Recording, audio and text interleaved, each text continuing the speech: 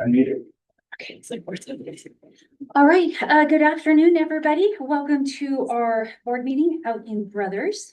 I'm very thankful for them hosting us. We're going to go ahead and call this meeting to order at 4:04. And if we would like to do the flag salute, we have some students that are going to lead us.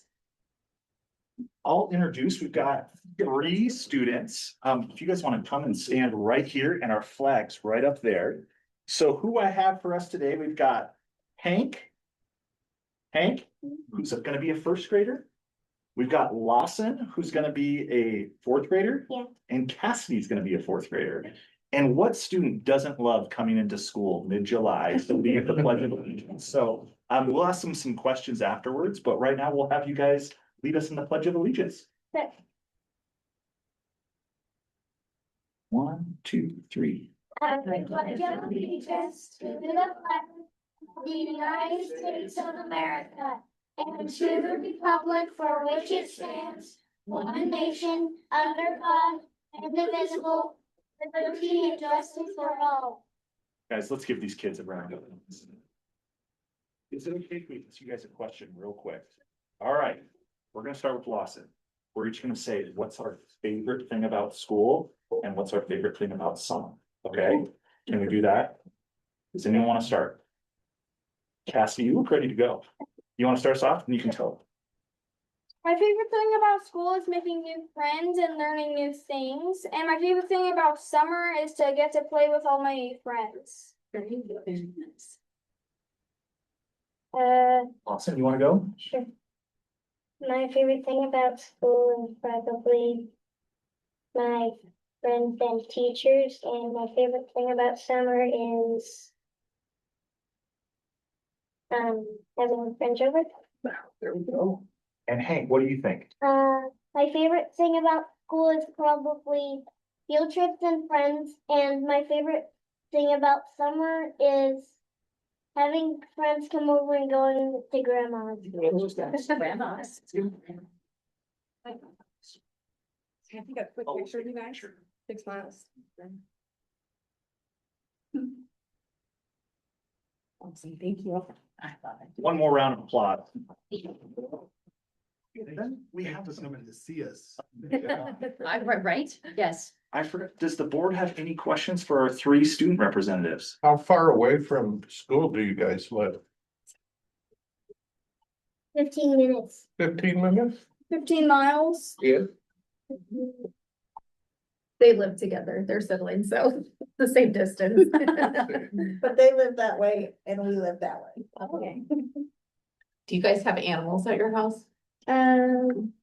We have a dog and a cat. The cat's named Donnie and the dog's named Riley, and that's the pets we have. Okay.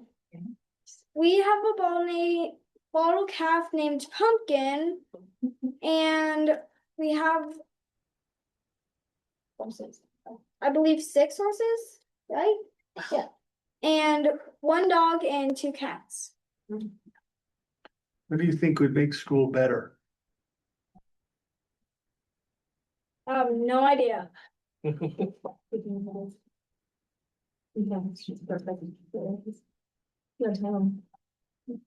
perfect way it is. It's perfect the way it is. Thank you. That's the good answer. Hey, shifting from students, I do want to recognize some community members, particularly Jakelyn and Holly. Being a parent of when you just can ship your kid to one of our in-town schools is hard enough. When you're a parent of at one of our rural schools, particularly Brothers, you have to be so involved to create such a great experience, and their commitment to this little community, this school is unparalleled. So let's give a big round of applause to. And then we have one more special guest, Patty. So Patty, do you want to stand up real quick? Yes. So Patty worked here. I lived here and cooked breakfast for several families from 1989 and 87, 89. And that was in the little red building, right? And I was in the trailer every time a truck came by. And I had my mailbox across the street and they let me pay monthly, so I ran up the tower at the store. I came out today to see, hi Scott, I had his baby sister and thing. I retired in '02 for 27 years in Cook County, so it's like coming home in a way. And this was, oh my 27 years, this was probably way at the peak of, a teacher ratio of 12 to 1, 10 to 1. And when they came to school on the first day, okay, you might be related, no tally, nothing exists. And alcohol, and the community welcomed us, and the second year they raised a load of money. And I rented a van and I took them to the beach so they could play in the sand. We went to Shakespeare and saw a theater performance in Ashland. Had friends all over the state who could get me a gym floor, so they had to take their sleeping bag and go. And I came back 7 years ago and spent the day sharing my lifetime in Japan for 3 years. Lead brothers and go to Tokyo. That was a population of 17 to 270,000. So it was like coming home 7 years ago. I got chopsticks enough for everybody, and I just love how this school has metamorphosed and is still here for all the families that choose to live on the Great Oregon High Desert. Thank you. So it is Patty's 84th and a half birthday, and she wanted to spend it here at Brothers with us, so let's get her.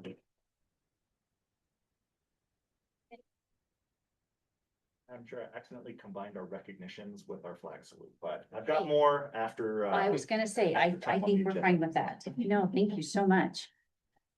Okay, well, we were gonna do a roll call really quick. We have all 5 members present.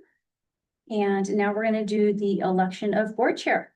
So that is now opened up for that. Madam Chairman, under the statute, you cannot serve more than 4 years. I believe you were in your 2nd year as chair, and I think you have done a fabulous job, and I would enter a nomination for you to serve a 3rd year. You're so kind. Well, maybe somebody could nominate themselves, so we'll see. This is very true. I'll second. Jen, is this something you know? Yeah, it's a good question.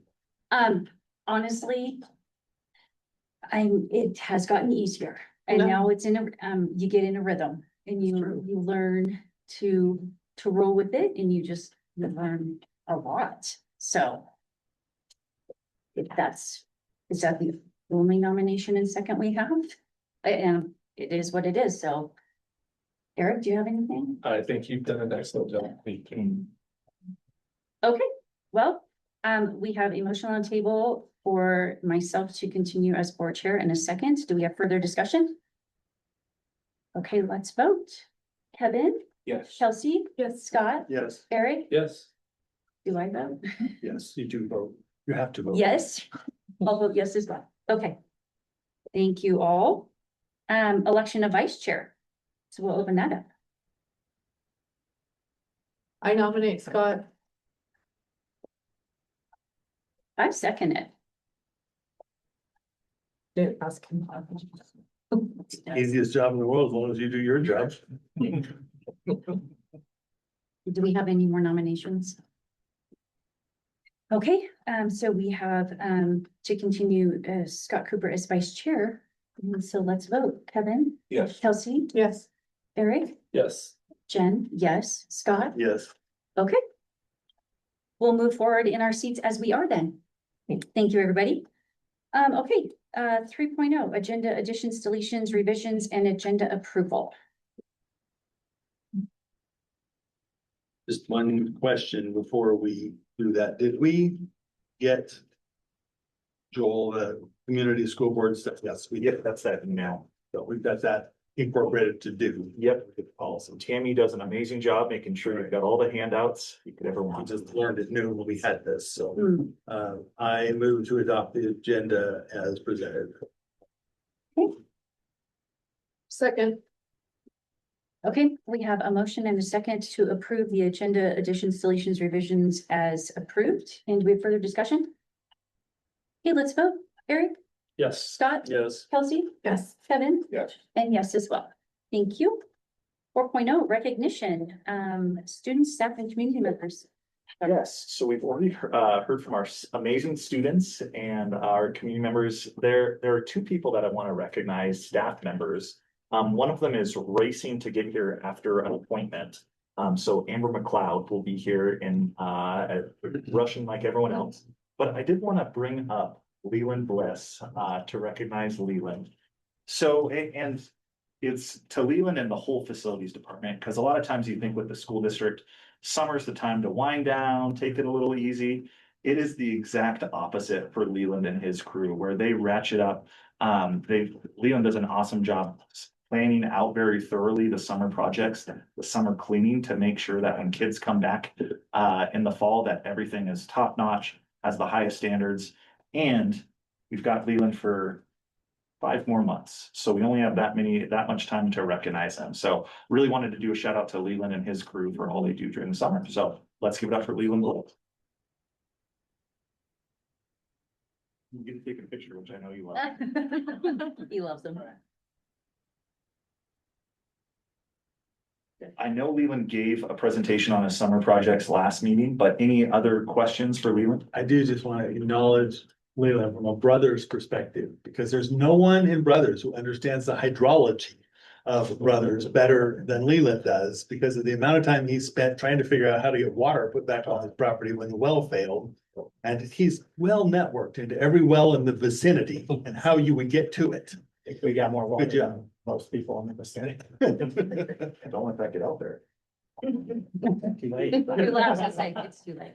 How are the projects going? They're going, A water. they're going pretty good. The septic system in Albutte. Yeah. We got the permit for that today, so that's getting ready to start. I had Tom contacting the guys on the fire alarm. That's moving along. We're still kind of waiting to make sure they got all the parts and everything before they tear into it, but everything else is kind of moving right along. I mean, the smaller projects are just kind of cruising, so. Well, I appreciate you very much. thank you. And it's gonna be a short 5 months, I feel, Yeah, thank you. for us, I heard not sure for you, but. Yeah, Thought I heard 5 years. pushing those months up every time we talk. So, hey, let's give it up for Leland. And Madam Chair, when Amber gets here, maybe we'll squeeze that in. Perfect. We'll go back to it. Okay, 5.0, student feedback. Dr. Huff. Yes, student feedback. So, credit to Dr. Van Rokel, right, as school finished up, and this was something the board heard from students. This is so cool and speaks to our partnership with students now. They did a survey of their peers of what courses they would find most interesting and like to add. That's up here on this screen. There's some honors and AP expansions that they talked about, some of which the board has already talked about, like AP Calculus BC, getting that added. AP Biology, we have that added. And then I believe Psychology was the one that we were working on. And then there's also, I believe, an honors geometry course as well that they talked about. Then they pulled together various other programs that they feel students would be interested in. Real world math, which is awesome, and a recurring theme that our students want more math, so that's really encouraging.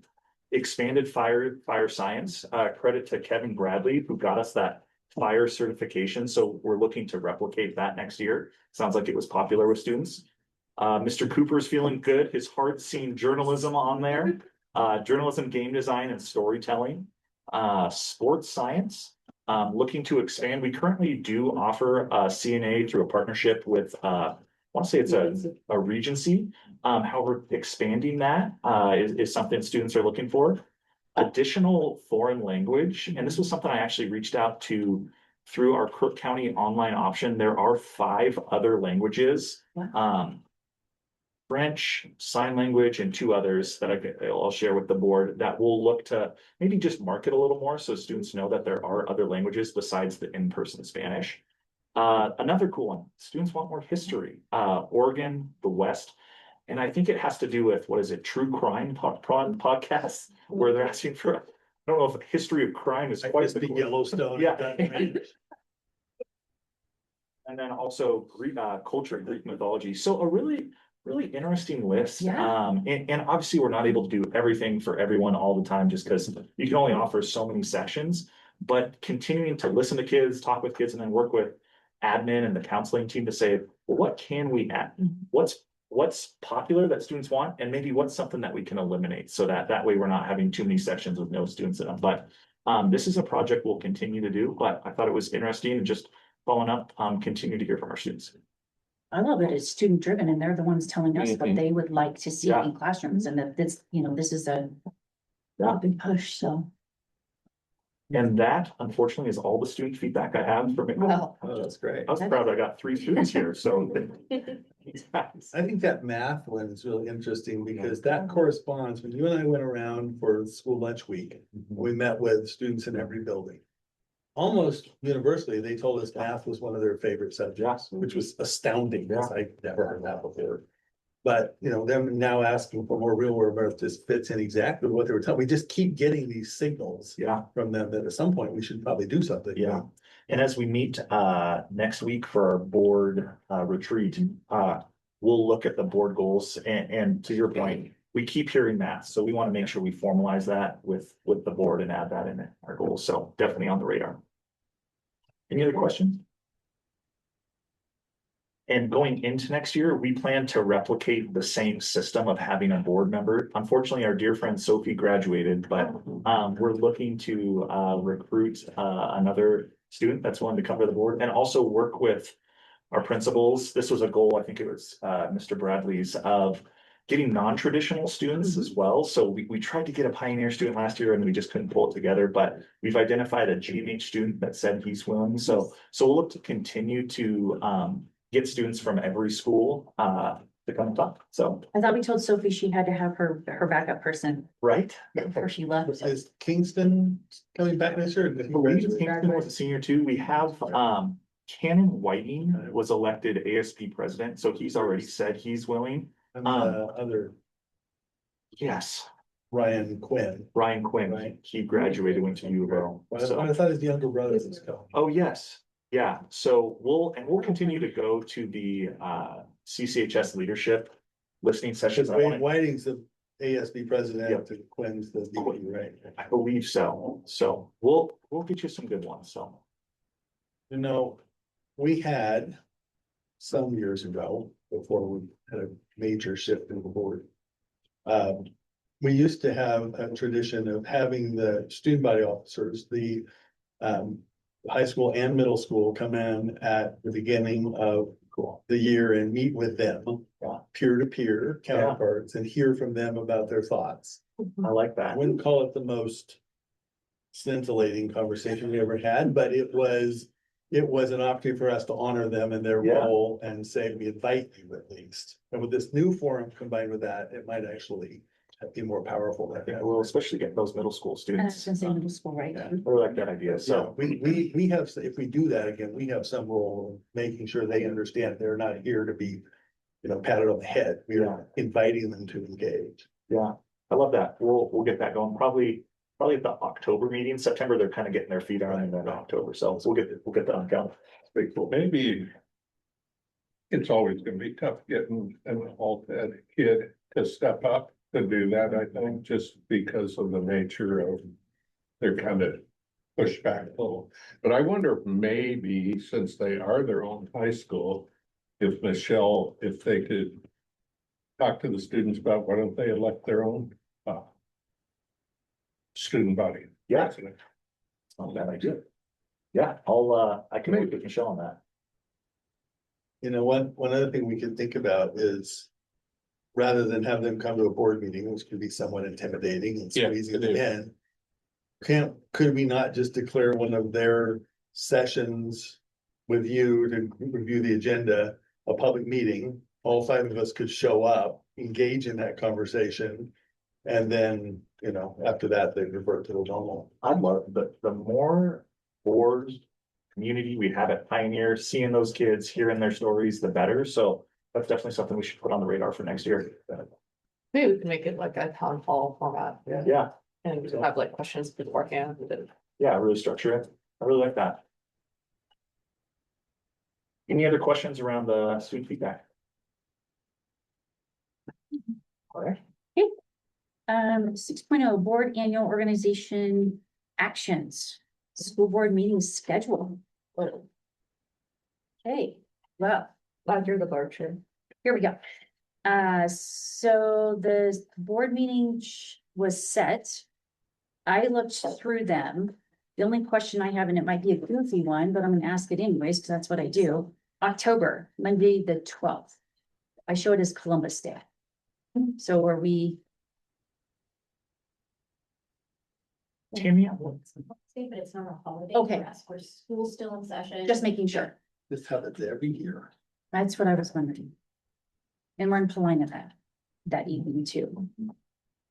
one adjustment for the board to note is we did on this proposed schedule, keep the July meeting out here in I Brothers. was just gonna say, we're in Brothers out in July 8th. Yeah, that's not something we've traditionally done, but we did it this year and thought we'd try it. Because I know there's always concerns around the drive and weather, so with summer schedules, it's a little tricky getting community members and students, was my thought. However, they came out droves, so, How many brothers is there? I don't think I saw anything different. I just had a question about that. October's. Anybody have anything else? Oh, full time, okay. Okay, if nobody has anything further, do we have a motion? Madam Chair, I move to adopt the school board meeting schedule as proposed. Second. Okay, we have a motion to approve the 26-27 school board meeting schedule as presented and a second. Do we have further discussion? Okay, let's vote. Kevin? Yes. Kelsey? Yes. Scott? Yes. Eric? Yes. And yes as well. Thank you. All right, moving to the school board roster. Did everybody have a chance to look it over? Yes. Madam Chairman, Madam Tammy, that's not my cell phone number, so I'll get it to you. Okay, perfect. Thank you. Good one, sorry. Sorry, I used it away. No. Okay. We have a motion. Move to adopt the school board roster 26, 27.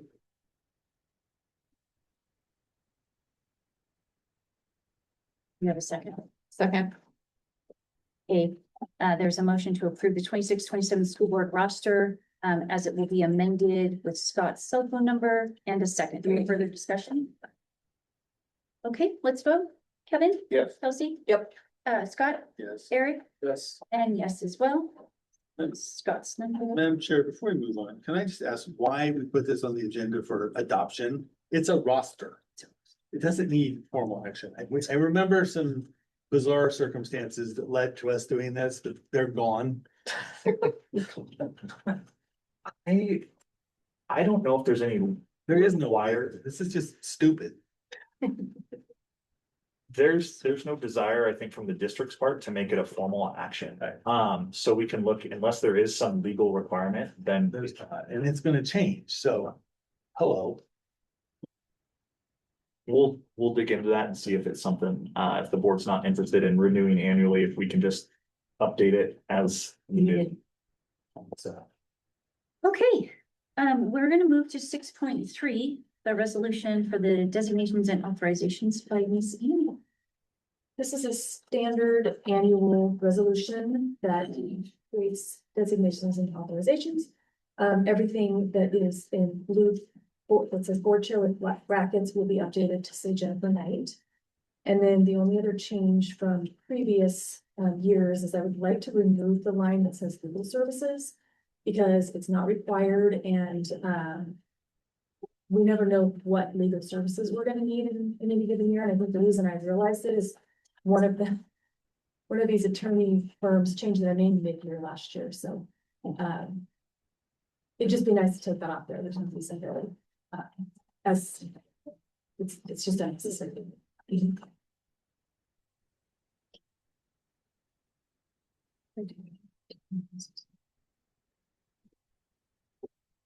Madam Chairman, I move to adopt resolution 01-26-27. Second, All right, we have a motion to adopt the resolution 1-26-27 and a second. Do we have further discussion? Okay, Eric, Yes. Scott, Yes. Kelsey, yes. Kevin, Yes. and yes as well. Thank you, Anna. 6.4. This is another standard annual resolution that just allows us to do fund accounting.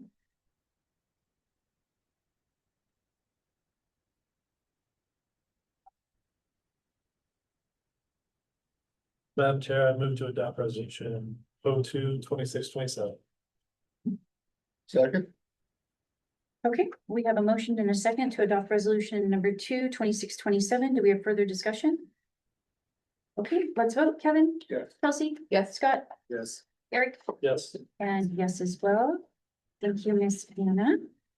Do we want to come back to you, Miss Dr. Well, Hall? I was hoping you would remember. Yes, Thank you.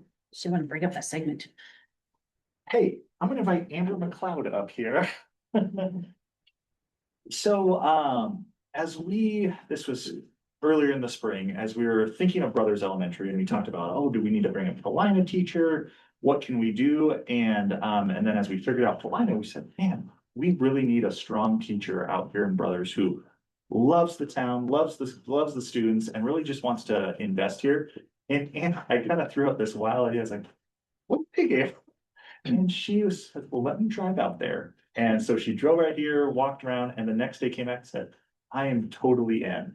And it was so cool. And it is such a unique place out here, and you need the right person. And Amber is such the right person. I already see Miss McLeod written on the board. I'm just so seeing these parents, I'm so excited for Amber to be able to work with her kids and just her expert literacy knowledge and teaching. And she's still gonna help behind the scenes with some curriculum stuff for the district. So we're just so grateful for Amber being flexible and willing to kind of step into this role. So we just wanted to formally recognize her. So thank you, Amber. And please take a picture. Any questions for Amber? Now's your chance, kids. Thank you for taking this assignment on, Amber. Mhm. Look forward to seeing the scores at Brothers go even later. No pressure there. No. Madam Chairman, can we talk about one other thing under annual organization actions? Yes, sir. We were doing policy committee earlier today. That sent me on a rabbit hole down the AG manual around procedure. And I noticed that the manual does not require us to do these roll call votes that take time. They do require that the vote of every board member individually be recorded in the minutes. But if we could gather that by Tammy simply, instead of saying unanimous, writing down everybody's vote when it's unanimous, and it would save us from the time consuming roll call thing. I know that was an OGEC recommended practice, but have you looked at OGEC lately? They're kind of in trouble for over recommending things. We could streamline and make more efficient the process if we wanted. So I just wanted to raise that as you do what you want to do, Madam Chair, but we don't have to be doing what we're doing. Because we didn't used to do it this No, way. we didn't. And it was a crazy moment. Yeah, the board used to never do that. And then I believe we got guidance, or all school boards in Oregon got guidance from the OGEC, but it sounds like many things is shifting. Right. So- Other bodies our size are not doing this. Okay. It's just something we adopted. So maybe, I think we're in over. So Scott, how does it? So when Tammy does it, if Jen called for a vote and we all said aye, that's Yeah. unanimous. And she called for the nays and nobody said nay, then it's unanimous. So she lists in the minutes that, Jen, Kelsey, Kevin, Scott, and Eric all voted yes individual. Got it. She doesn't just write unanimous. Do we still have to raise our hands at this point in time? Okay. There's 'cause there nothing in used that to be manual that that says too, that. where Right. you had to, That's a policy thing. Now, I think there is a policy that we have somewhere that does say we want you to vote by show of hands. how I about seem this? to remember that in chapter 1, chapter A. We just reviewed chapter B. We just went through B and D, baby. We are moving. We're moving through, so we have our annual retreat next Monday. We have an operational section where we talk about, so how about we think about this, we'll pull some information, we can make a decision there. I just want to raise it. They have it there. okay, so as of right this minute, are we stating with the roll call? I think so. Okay, just making sure. Thank you. Okay, well, it's good to know. 7.0, approval of the consent agenda.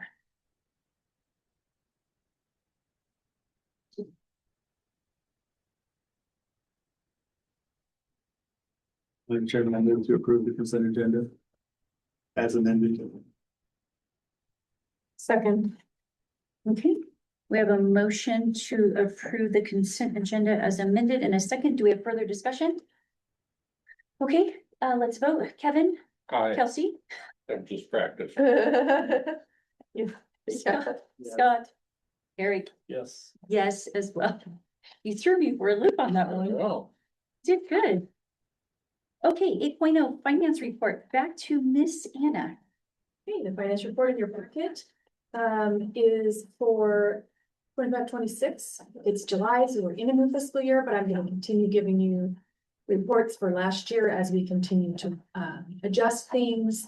And that'll keep moving. All these numbers will change through September until we complete the audit. One thing to note is on page 3, the transfers in. That was a estimate from, and I mentioned this last month too, that we were estimating to make the budget balance. We were gonna have to pull in money from the PERS reserve. Now projecting we won't have to do that, which helps our $4.5 million deficit that would be coming next year. Brings it down to about 4 million. Still not small. So that's just good to know. And then the next 2 pages is just a listing of all funds. And if you ever look at this, there are columns. The second column on the right shows the current fund balance. And some of these have pretty large negative balances. And that's just because we have to pre-spend and then we get reimbursed on those. And so as I continue to give you June reports, those will get smaller and then we'll end the year with 0 or positive balances in all the round ones. So just in case you. So. Anybody have any questions on the finance report? Yeah, I have a question about payroll taxes and benefits. If salaries and wages went up 1%, how did payroll taxes and benefits disproportionately go up to 4% over budget? They're both under. But why Why is it? is that late hires that don't get benefits? Is that It what's is. happening there? Yeah, Like- so you budget that all when we budget, you budget all your current employees. Right. They're all PERS eligible. And so if you have any turnover, and I do try to adjust a little bit for that, but you have to be safe as well. But then when people start new and they've never worked in an Oregon school district, they don't become PERS eligible for basically 6 Right. months. So Okay. February-ish. So that's part of it. And then just with people just positions being open, you have health insurance is expensive. Right. So not only the PERS, but the health insurance. Things. Cool. Thank you. Anybody else? 8.2, approval of the food and supply expenditure. Last year, I went on vacation and there was kind of a misstep that happened with Chromebook purchase that got pushed through without board approval. And so because of that, I put in a bunch of safeguards and some pop-ups. So those things are making me find some things that we just never have realized before. One of them is nutrition services food. We spend about $800,000 annually on food and supplies for nutrition services, and some of those purchase orders exceed $150,000.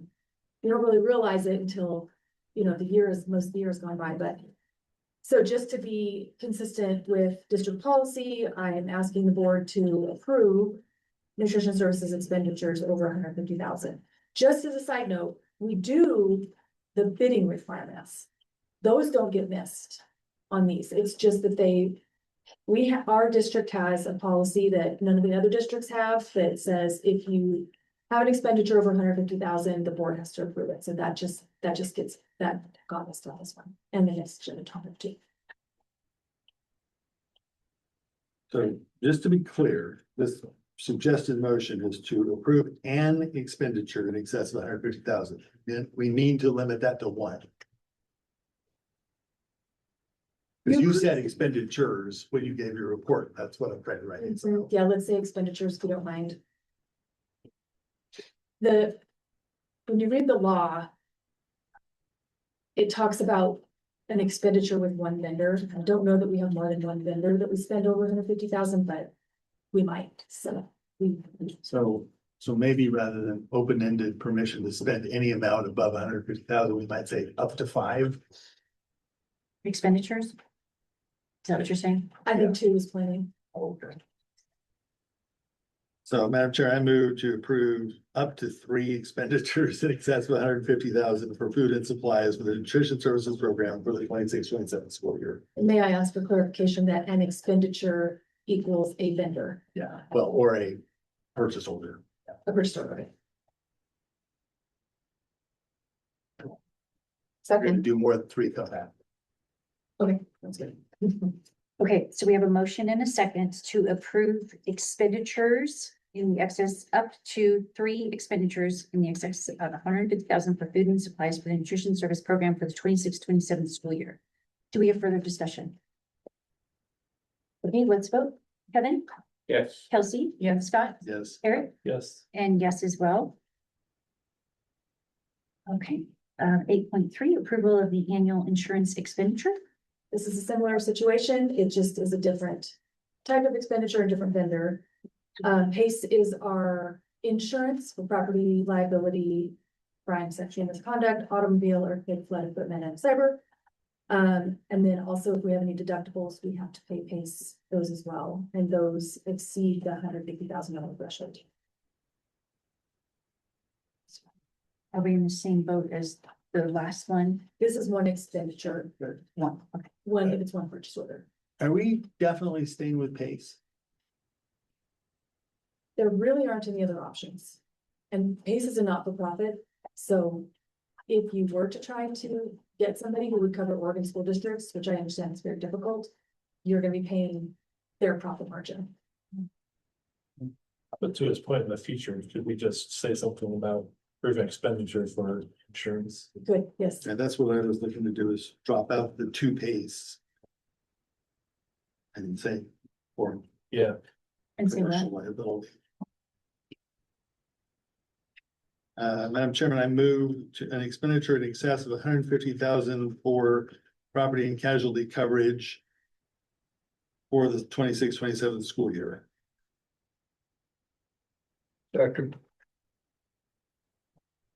Sorry, I'm writing. Okay, we have a motion and a second to approve an expenditure in the excess of 150,000 for property and casualty coverage for the 26-27 school year. Do we have further discussion? Okay, Eric, yes. Scott, Yes. Kelsey, yes, Kevin, Yes. and yes as well. Thank you, Anna. And Madam Chairman, I want to make sure that it's clear what I said. I'm not demeaning PACE. Oh. But sometimes PACE coverage is frustrating and PACE responses are frustrating. And there's always that option that there might be something less frustrating around. So I don't want to limit options. That's for staff. Okay. Thank you. 9.0 superintendent update. We're gonna start with 9.1. Yeah, so we gave our staff survey, the last 2 weeks of school for staff.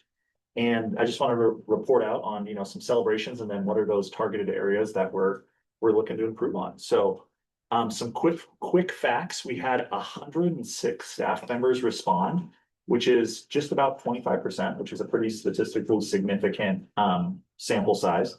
About 63% of those were our certified teachers, counselors, 32% were classified staff, and then 5% were other admin, confidential staff, whatnot. So a pretty good sample size.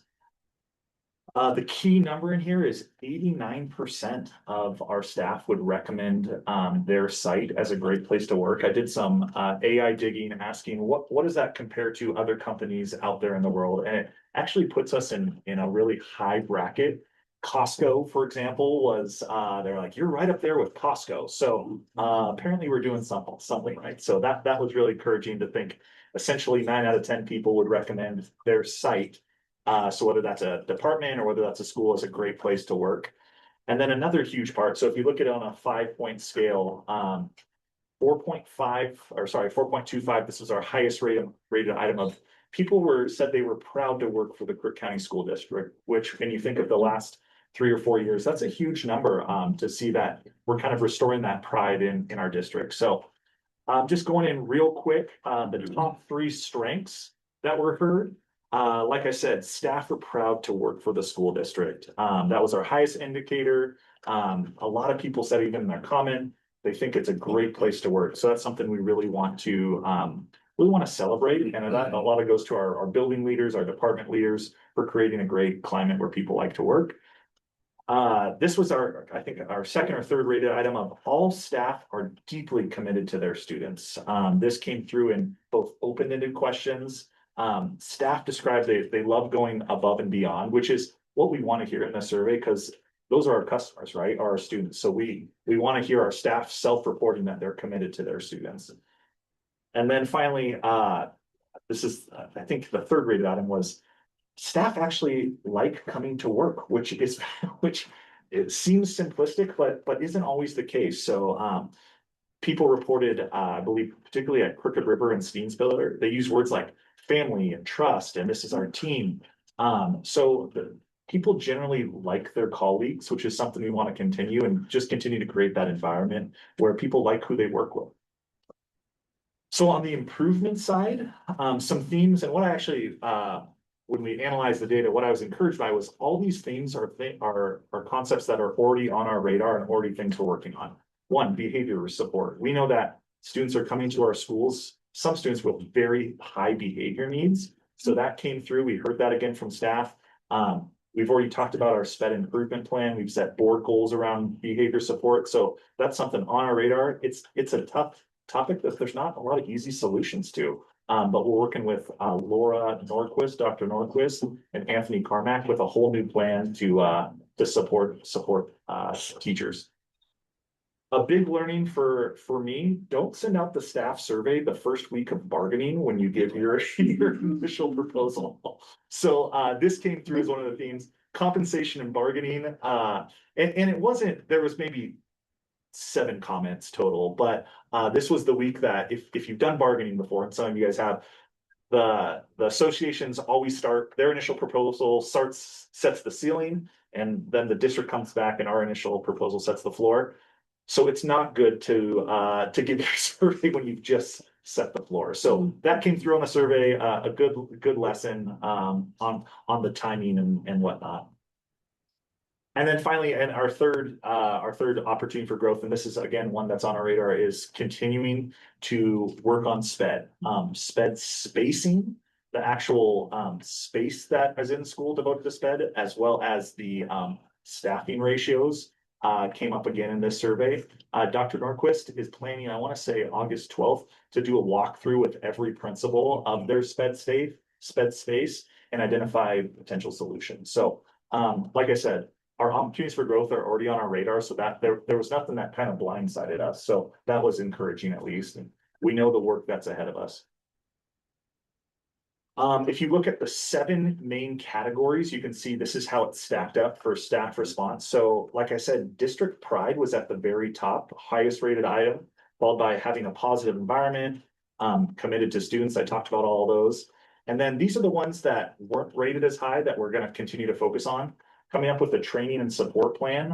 That's something we've already started to work on and are rolling out, making sure it's individualized to what staff actually need and want.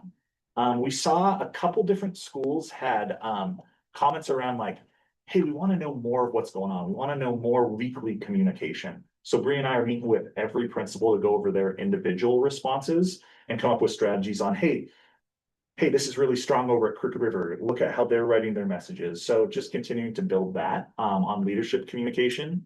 And then resources. And then my favorite one, and this was actually Chairman Knight, she said, hey, why don't we ask how people want to be recognized? Because if you look at Joel Hoff, you put a Big Mac on his desk and I would work for free forever. Not saying that's in my contract, Noted. But for some people, it's not food, it's a handwritten card. So we actually asked staff, what makes you feel valued?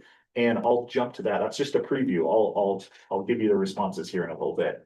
Before that, let me go through real quickly each school. Barnes Butte, the strengths were the SSC program, which is their behavior program with Miss Durham, who does an awesome job. Family engagement events, and staff reported they love the extracurriculars. Some growth areas, staff, that was one of the words, staff communication, was something that they were looking for.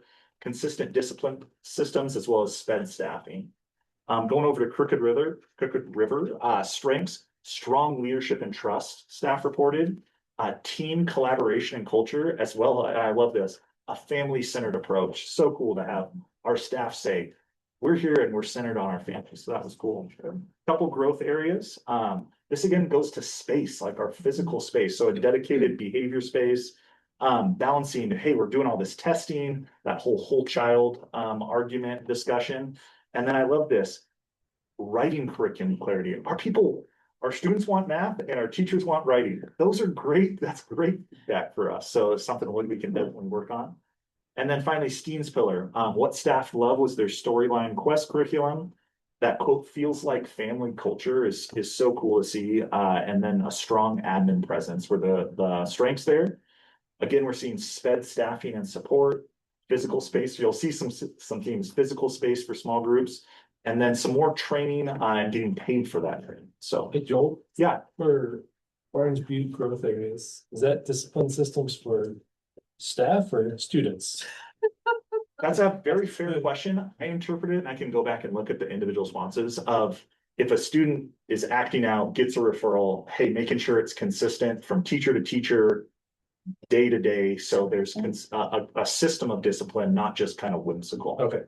Good question, though. Joel, on the writing curriculum. Yeah. Crooked River is, first of all, we do have a writing curriculum, right? And it is Yep. consistent between buildings, right? Yes, it's the curriculum's consistent, the implementation, I believe we have some growth areas to do, and that's one thing we're working on, is really dialing in what that is. I think it's called mystery writing. And then there's also, That's aptly yeah. named. I actually didn't want to say it. I was gonna say. And then, Wit Wisdom has some writing components, but our teachers aren't feeling it's enough. That's why we're supplementing with mystery writing. Legoed together. Yeah, so there's definitely some growth there, and that's one that's for sure on our radar. As we reported the writing data, you could see inconsistencies K-12. So that's I believe we presented our writing improvement plan, and that's one of the key action items. And I can't remember the data on writing, but does this request from Crooked River match up with the difference in building performance that we saw in the writing? That's a great question. And the thing that's a little tricky is, so we do our internal writing metrics that we report to the board, fall, winter, spring. But the summative data is embedded in the OSAS ELA. So I don't have a good answer there, but I think it speaks to, we need to dive There's into this. strand data on that? There is strand data on the So OSAS. maybe for the goal setting session, Yeah, we could we pull could pull that out. that. Is this a building problem or is Yeah. this a district problem? Yeah. I don't know. Question, we can, Yeah.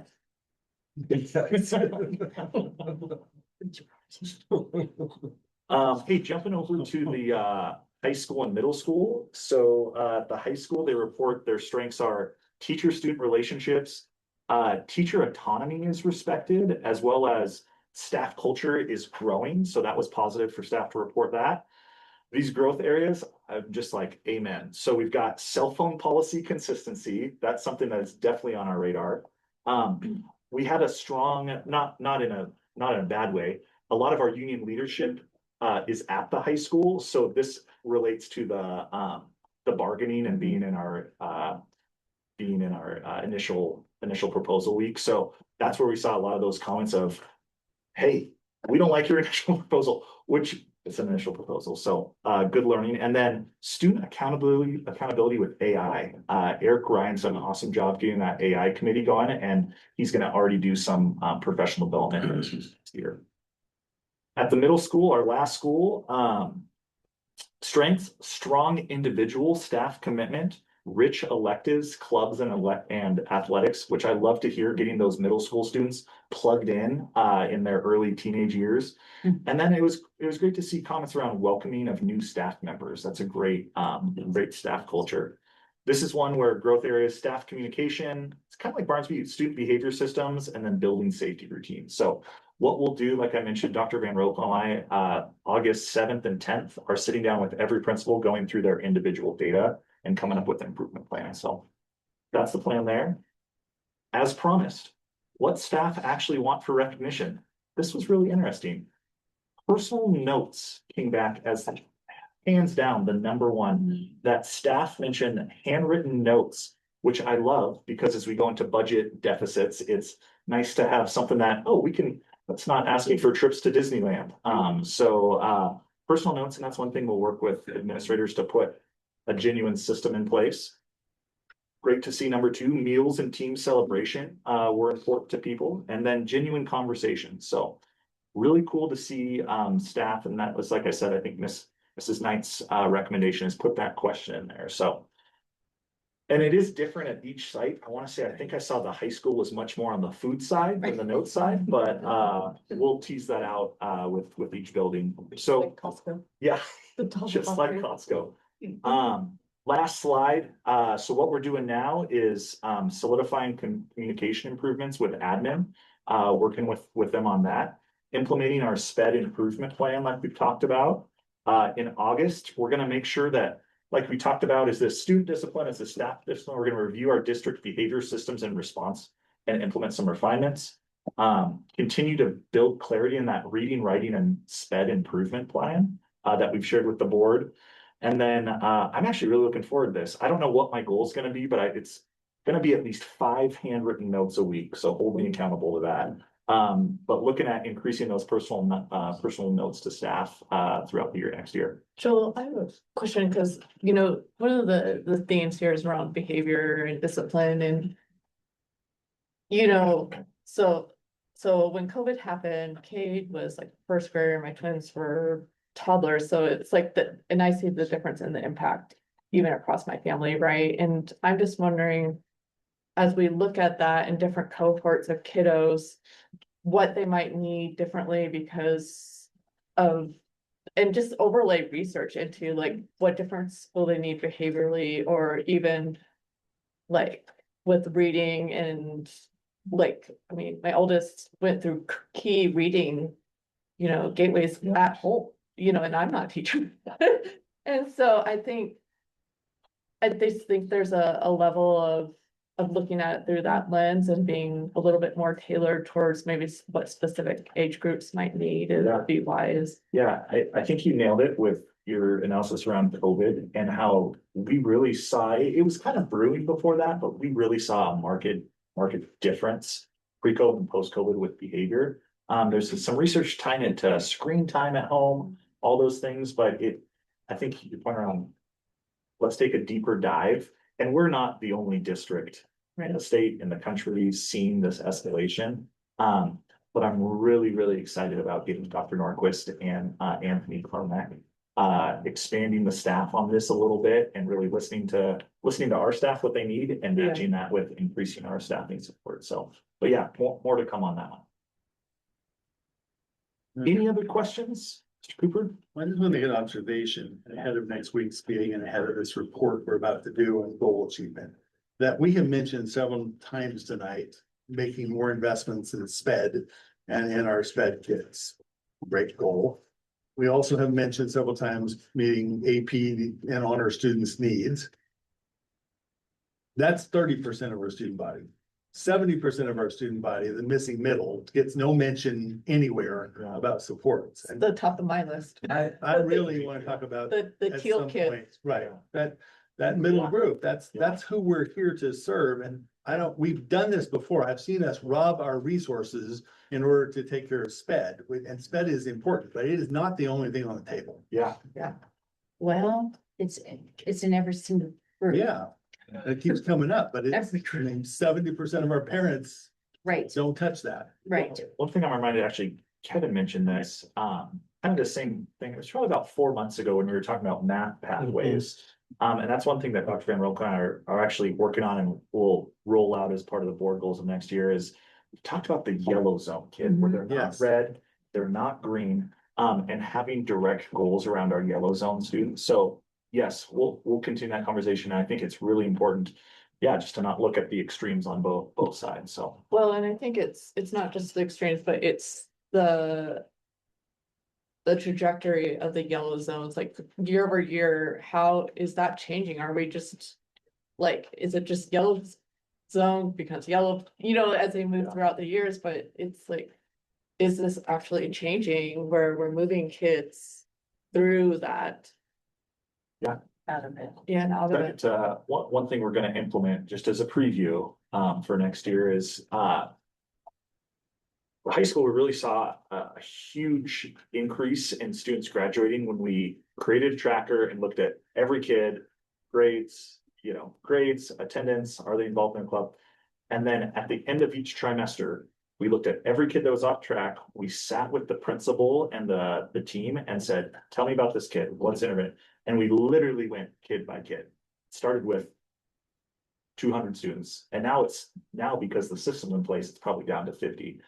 Takes 2-3 hours, and then we just take notes. Here's what's going on with this yellow zone kid. Here's what's going on. We've never bled that down to the middle school or elementary levels. We actually developed a system and a little plan that sent me today, actually. That's we're looking to implement that at all schools next year. So that'll give every single kid in the middle, forces the district office to sit and say, what is going on with every kid? And we're the perfect size district. I tell those people, we have the time. And there is not a better use of our time than to focus on every single kid and say, what's the plan for this kid? Just provides like a checks and balances to our system. So looking forward to rolling that out to next year. Part of the reason I raised that, I'm gonna go into cynicism and conspiracy theory, so bear with me, is because there is a real push going on at ODE and in our associations right now and in the legislature to try and increase the SPED funding.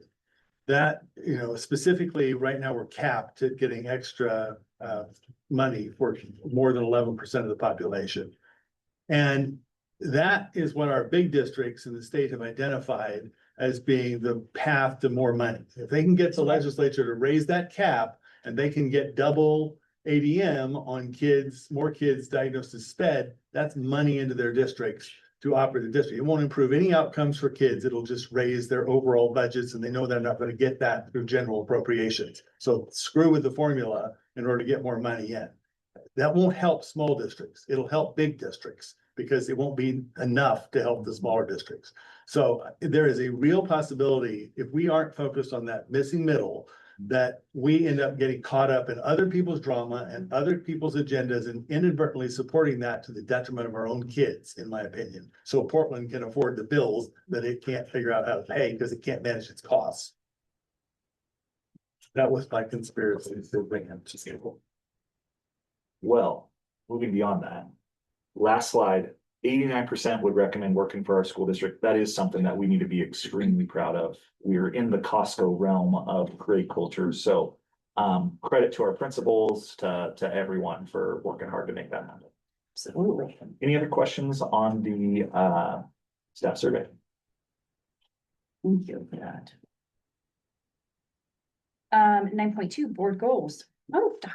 Lee gets to join us and the spreadsheets. Good evening. Thanks for having me here today. In front of you is the board goals updated for trimester 3. We can just jump right in because I feel like we're old friends with this system now with the third iteration of the board goals. I will go over, just like I did last time, how we're going to move through it. We'll start with the yellow, starting with the elementary side. That's the one with the iReady in the upper left-hand corner. If you see a blue box on the screen, that means it's been updated. So not everything is updated every single time. So that'll address, where you can find those things. In previous iterations, we've done discussion after each page. I kind of set the discussion for the end as we head into the board retreat and things like that next week. And I'm going to be ambitious here and say that I think we can get through it in about 20 minutes because we're moving up to a sprint. We did a walk, we've done a jog, and now we're ready for a sprint. And in all seriousness, though, before we jump in, I do want to say thank you for taking the time to set really good goals that are moving our district forward. This work is at the foundation of so many of the things we do and gives us such a great lens to look into our district and really improve things directly to the kid, to the student level. So thank you for allowing me to do this work. I thoroughly enjoy it and I see it making a big difference for our students. So thank you. All right. So you can see iReady scores. In the top box there, they have been updated with trimester 3. We've seen growth throughout the year, expanding the yellow and the green zone, minimizing the red. Writing assessment data is updated as well. I want to note there that you have K2 utilizing the Wit and Wisdom rubric. You have 3-5 utilizing the state scoring rubric. And these different bar graphs are on different modes of writing. So you're not comparing the same assessment every single term and seeing minimal growth on it. You're comparing different writing assessments. Down to the bar graphs, right? Yes, for the K5 writing assessment. Do you have a question? I just. No, jump in. That's what we do. I think for next week, like, I Mhm. wanna see like the year over year trend of like. So for this first, or let's say the second grade, like, Mm-hmm. what percentage are they moving through the more that cohort up through that grade? Like, does that make sense? Mhm. So it's just trending, like, how year over year, how are our students progressing? Are we moving the same students through yellow every year or like, Yeah. so I think that view is important. I mean, I love and like, big congratulations, like, it's so impressive to see, you know, for each grade level, Mhm. that massive improvement. But I think if we're really testing for like, how are we changing trajectories, we need to look at that year over year analysis. Absolutely. Another, alongside that is the OSAS scores. And as Joel and I were looking at these final numbers of iReady, we do see them, kind of align, I think it's a somewhat of a predictor of OSAS for that green zone. So when we look at those scores, we can try to think of those together and how we're informing our reading and math. So when I look at those iReady scores, I wonder why we couldn't expect that 80% of our kids would not reach the green zone by the end of the year. And I'm removing 11% for sped and I'm throwing another 10 in there for transfers in that inherit other people's deficiencies, but that's generous because sped kids can often hit that. But I mean, why couldn't we just expect to get there? Why are only half of our kids getting into on grade performance by the end of the year? I have a theory Okay. from experience with little ones from that grade level. I think a lot of them, my experience was it moves really fast.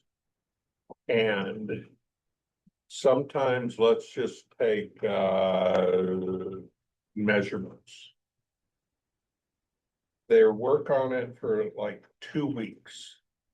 And in my experience, the little one and some of her friends, right around that 2-week level, they'd be starting to, oh, I'm starting to get it, and then bam, onto something else. Mm.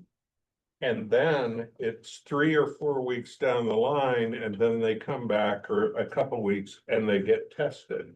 And their little memories don't go that far. So they come back to that, and they're like, I don't remember.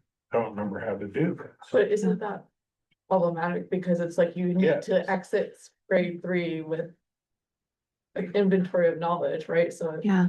I just think for a certain group, it's just moving too quickly. Yeah. And I think if we asked our teachers, they could go and look at their classroom and go, yeah, I got 50% here that I know we're moving on, and they're probably not moving with us. Yeah. And that's where I think that yellow zone work is so important because those are the that's and the teachers, our elementary teachers have such a good read on that. Yeah, sure they do. I'm sure they understand it and see it, but they're required to keep going. Yeah, yeah. But And that's where I mentioned to Joel, maybe some type of a math mentors team at the Mhm. high school. Where we get more and more, an entire class of 30 kids Mhm. that drop down as an elective and they go help. Yeah, that repetition is critically important for that memory. Yeah. Absolutely. Getting to the board's conversation earlier around focusing on the yellow students or that forgotten middle, if you look at that, if we got the yellow for each of those cohorts, that would put every single one of these groups above 80%. Yeah. Right. So we do have, thanks to your idea, this year, we actually focused in the spring, we created, teachers identified yellow zone students that could stay after school to get additional help with both reading and math. We're able to expand that and do it all year next year. So we definitely are shifting the district strategy to focusing a lot on those yellow zone students. And I like that, although I was like, man, a lot of these kids are involved in lots of after school soccer and you name it, you pick it. Mhm. And if they go after school for, I don't know, half hour, 45 minutes, then it's straight to practice, then it's home and are you gonna do homework then? Or, I mean, they're wiped out at that Well, I point. think it speaks to this idea of going kid by kid, right? So Yeah, if we know a student is in yellow zone, just needs a little more reading support. Having us sit down with the principal, with the academic team at each school and saying, hey, what's going on with this kid? Oh, well, we know they have soccer after school. Okay, well, what's another way to get the yeah, right. let's have a conference with the parents, send some extra work home, let them know how they could do some extra practice at home.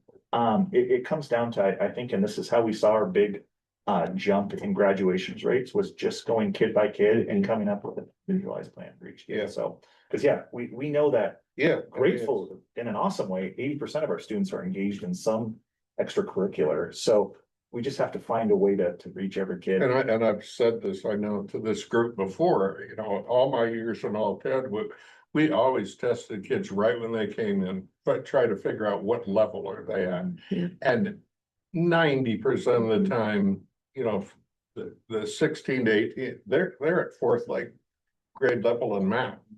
So we gotta go back. Mhm. And it might be flashcards doing multiplication but once you spent the time on that, then all of a sudden, oh, okay, now I can move forward. Now I get it. Now fractions are starting to make a little more sense to me.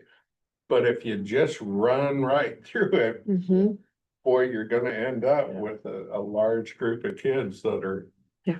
just lost. Yeah, another element that the board talked about, this was probably 8 months ago, was understanding this assessment of what it actually means, because each test has its own nuances, Right. and that's why it's so That important that too. we're getting multiple measures, but Yes. I'm taking away from Bree's sprint I know, I'm through the sorry. board It's goals, okay. so I, kick it that back. was my fault. No. Well, Scott, you had a I point. don't mind walking down because I didn't get my question answered. So Mhm. is it reasonable for we as a board to Yeah. have as a goal that we'll say 75% of our students ought to be in the green zone by the end of the year? I mean, there's all these instructional reasons why we can't, and Yeah. they're probably valid. But could we set as an aspirational goal that we would, especially since that seems to map to the OSAS scores and would raise our overall performance? Well, if you think, look at our reading. Kindergarten's at 89, third Right. grade's at 71. We're not Right, you're not that far away. far away. Yeah. So to me, I feel it's ambitious, but very reasonable and something we should really be pushing towards. Well, and that's what I wanted to say, the yellow, if we look at like our green light, red lights over here, this one is still yellow because I do not believe we've accomplished this, we've seen growth over the year, but we're not where we want to be as a district by any means. So this is, there's 3 yellows on this on the yellow page, ironically. And I think these things all go hand in hand, and that's raising student achievement. We can do that through horizontal and vertical alignment and this academic tracking system. I think those are core components to getting it right and allowing these students to have the environment where they can be on grade level. Absolutely. Okay, I'm gonna slow this sprint just real quick. That is So sorry. fine. But when you hit on this whole thing about, can we have the kiddo, during school day? Yep. Be pulled out, right? I remember, and it's been a hot minute, that you could not take kiddos away for too long from their electives or their recesses. Like, yes, this kiddo needs math help and reading help. Yeah. Sorry, we can't take away this or this, so you're going to have to figure out something else to do. Is that still a thing? Yeah, there's different aspects of like, and Okay. you know, IEPs come in the mix as well, where Yeah. students were legally required to give a certain amount of minutes, but. But again, keep coming back to an individual plan for every Right, student okay. that fits their needs. Okay. We don't, there was a strategy, this was back in the early 2000s of, hey, you're not on grade level reading, you lost PE, you lost Oh. art, you're double block. And that turned out to be really bad for students. Yeah. Right. But yeah, coming up with an Okay. individual plan. Let's get at least 75% on green. That's a great target for us. 75? Mhm. I also think I think it does lead to behavior issues too. I mean, if you have 50% of your kids in class that are behind. And the teacher's up there trying to, and they're lost. They're gonna start talking and they're gonna be dozing off and looking, and that becomes a behavior issue. Well, And it becomes very difficult on the teacher to keep some cohesion going in class. well, and I mean, look at this first grade cohort. I mean, whoever taught first grade this year, like, deserves a medal because, Mhm. I mean, that's tough. And I Yeah. think that's where even our own resource allocation and overlaying that with the youth, what you're saying about the individual, it becomes really important because we know that's tough cohort. And Mhm. we need to support teachers who are doing that. And I think we actually had to make some changes for staffing for first grade. Yeah. So yeah, some big celebrations here. We see every cohort growing, some more than others. And yeah, we want to continue to support teachers, support students, and keep seeing the reds decrease and the greens increase. Absolutely. Sprint away, sister. And I say that as a Teachers are joke, valuable. just so you understand, these conversations are critical Well, for it's us. such good information I know. that worth talking And about. I'm gonna Good. put one more plug in.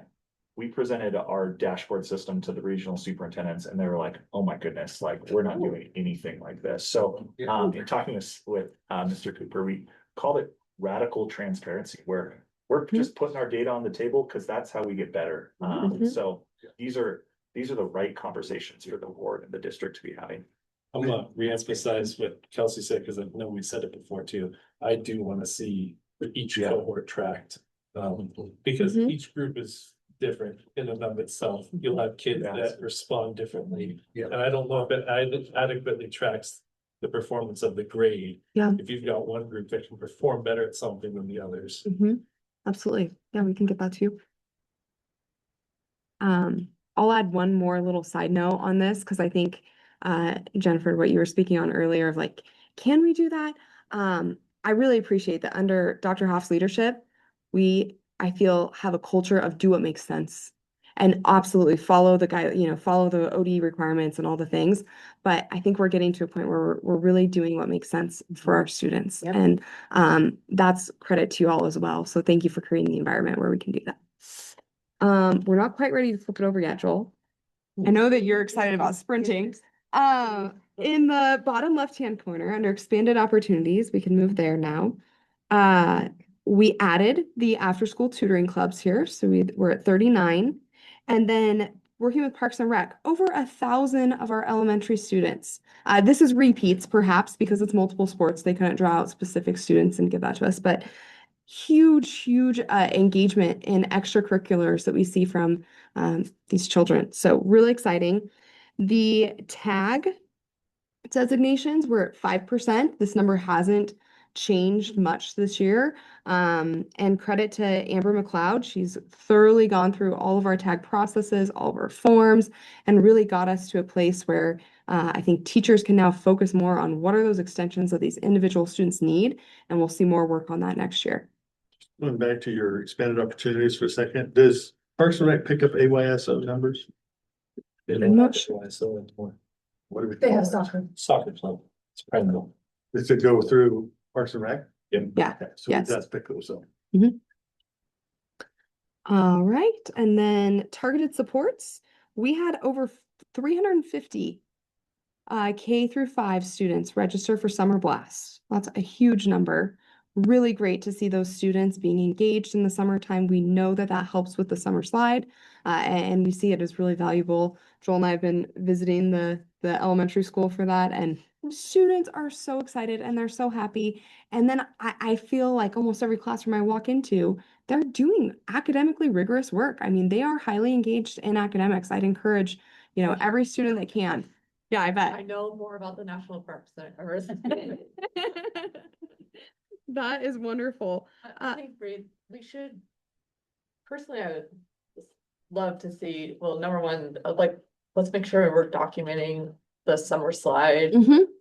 We're doing, and I honestly think you and Joel should make a case study on like why summer blast is like such a great Mhm. intervention and program, because it becomes such an equity issue, because kiddos whose families can afford enrichment during the summer, they continue Yeah, to progress, and kiddos who can't. yeah. So, We'll add to your point, though. Parks and Rec does not pick up probably about 30% of our kids that are involved in non-Parks and Rec sports. Yeah, We've got dance is another Mhm. huge. Dance, I know we got a volleyball club, basketball clubs, little league, swim, Mhm. so there's a lot. Could we maybe like inventory everything your kids do and add it to it? They don't do dance, Yeah. even though they've asked. Um, Yeah, hey, just a preview, touching on Kelsey's point about summer school. That's one thing I do want to let the board know, that with the $4 million deficit, that is one thing that we are hoping, praying that we are able to continue to do. Dr. Van Rokel did apply to our great state of Oregon, they offer summer school grants, but because our reading and math data was so much higher than other districts, that actually counted against us, so we did not get that funding.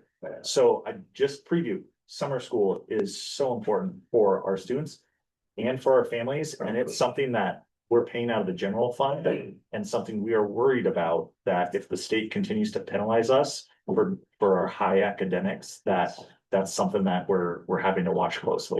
What estimate of cost to run it? About $300,000. What the cost of 2 administrators? Or we got five. You should hope they fund it too. Oh. I will continue applying for ODS grants for summer programs because I think they're very, very important. Do they understand how ridiculous that is? Well, it's so Oregon. I love this place.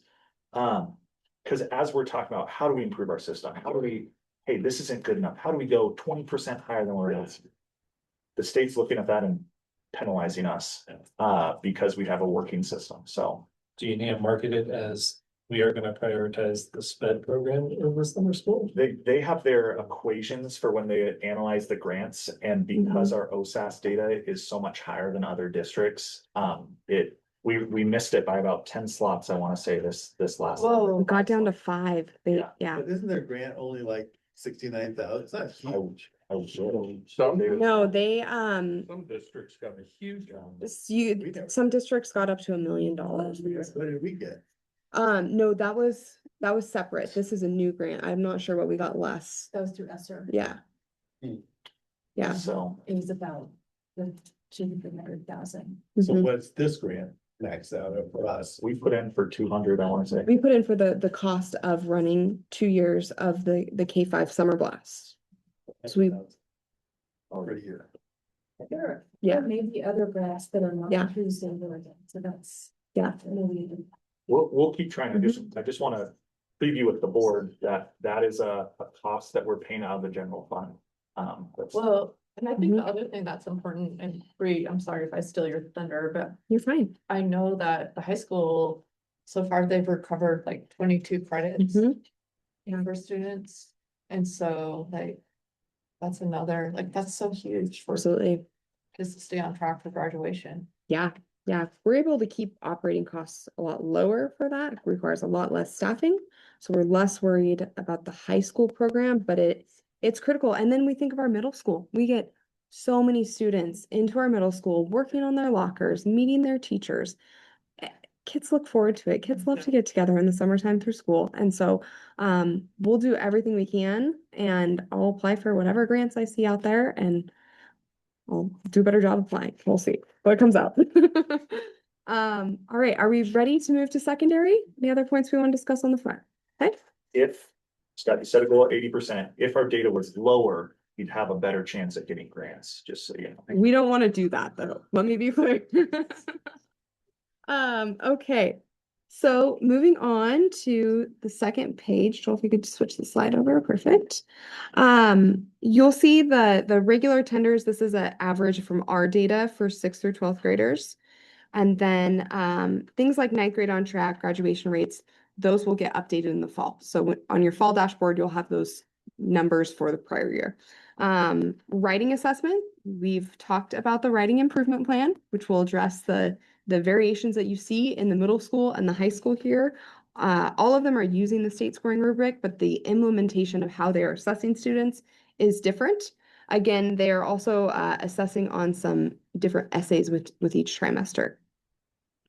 The next thing you'll see is the ASVAB highlights. These didn't change too much in the summary when I added the junior scores. We see strong math performance, moderate to strong verbal ability, great technical aptitude, which we're really proud of, and then some reading skills lagging behind our math, so wanting to push those reading scores higher. And we feel that through our, implementation of the meaningful reading and writing at the high school level, we can achieve that. And then on the right, you see the passing scores for Kirk County Middle School. Moving down to expanded opportunities, the student selected pathways. We had every student be able to select a pathway, I want to say, or close to, there's a few that couldn't get tracked down, but I thought this was neat to see the number of students, the core transfer. That means they're interested in college credits. They want to get at least the first year of community college done at the high school is what that looks like. Kelsey, did you have something? Yeah, with the student feedback list, I think it would make sense to map some of those classes and these career pathways. As much as the internal nerd in me wants to just study things for the joy of studying it, I think linking it back to a career path would make sense. Absolutely. Yeah. Moving over, I added a couple metrics here. Our AP scores aren't out quite yet. They should be coming out soon, so you'll get an update on that in the fall as well. 592 certificates earned. This is Kirk County High School and Pioneer students. What a tremendous effort, and huge credit to Ryan Cochran, Jake Huffman, Michelle Jonas, Mackenzie Kudlak, that team that has ensured that our students are graduating with credits, with credentials. And then we had 8 students earning their AAOT. You heard from those students at the last meeting. And then another metric I added is this 27% reduction in early graduates. I don't remember the numbers off the top of my head, but it was a big shift, especially from Pioneer and the number of early grads or juniors that graduated this year. Just to emphasize that was a board goal that we put some systems in place, and it's sometimes you do all this work and you don't see the results. So it's awesome that when we put some system in place and saw a good reduction and students getting credentials rather than leaving early. So Some of us fixated on that. yeah. Well, you and I met a young lady at the beginning of the year. I think she already had all the credits she needed, but she was working with an instructor on a marketing plan for a business that she was starting. And she was just happy as heck to be there and having someone work on that with her. That's so great. That was showing up. Mr. CD Yeah. came up with, and again, it goes to She that. had a website she was working on, and Yeah. it was Every for her student. own little business. I think that is a great add, but it would be helpful if you would add language to that to show what the actual number is. Okay. 27% reduction from 100 is different than 27% from 10. It was, I don't remember It the was, number off my head. I want to say it was like, A note to the board last week, Yeah, a few weeks I think ago, so. I can pull that up. Just ongoing tracking. I think Yeah. would be right. Now, what are we dealing with in Yeah. terms of total? yeah. And we have a table that we look at that has like, I want to say it's like the last 8 years of how many early graduates we've had each year. And it's a sort of an interesting, I think, phenomenon from the COVID years of we had this like low early grads and then this big spike around those years. And now it seems like it's leveling down again. So during that time, we had students that were getting jobs making, $30 an hour perhaps, and they were graduating high school early, and it was like, "Oh, it makes sense for you, and they weren't, it was a different time for a little while there that really had a big impact. Multiply it by the ADM, Mhm. and then I have the amount I need to fund summer school. Okay, there we go. Well, it's true though, like, I mean. You're exactly right, I Scott. know. Mhm. But I'm kidding. The next part, oh, go Sorry, ahead. one last thing, just, I think number one, I think. It's exciting to me because it speaks to student engagement, right? Because we all know that. Like 18-year-olds don't stick around school unless they're honestly engaged with something like you're talking about, and I think. Like anecdotally, it'd be great to get even a couple of stories on like. What people maybe who are thinking about graduating early, like what made them stay, like what are they doing? Or like, how does this impact? Because the ultimate goal is a living wage, right? Mhm. So. Like, and I get we can't track all of them, but it would be interesting to see like. What that truly nets for like the quality of life of those. Mhm. Are the number of students going into trade 17%, has that gone up from last year? I believe it has. I also want to note that those are students self-selecting, so that looks different. There's, some trade programs that students are going to for 2 years and they cost more than a private college. I mean, they're insane. And then there's some students that I think probably identify that as maybe moving straight into a trade. So these are student reported plans after high school. Our career and college readiness coordinator meets with each of these students and asks them what they're doing. And I think that 17% is really promising.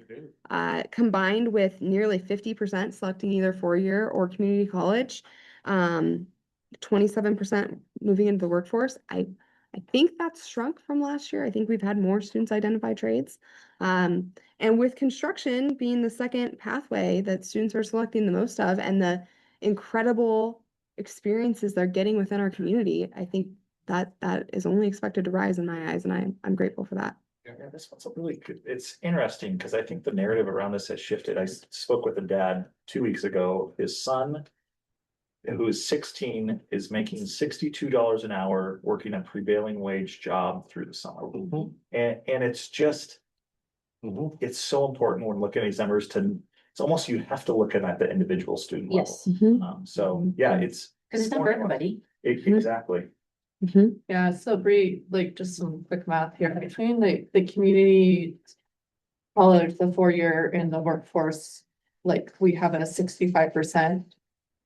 Pursuing some kind of post-secondary. Mhm. Outside of work, and I'm not judging it, but I think that's a good number to track because I think. Yeah. Those are students who have intentionally chosen, a path.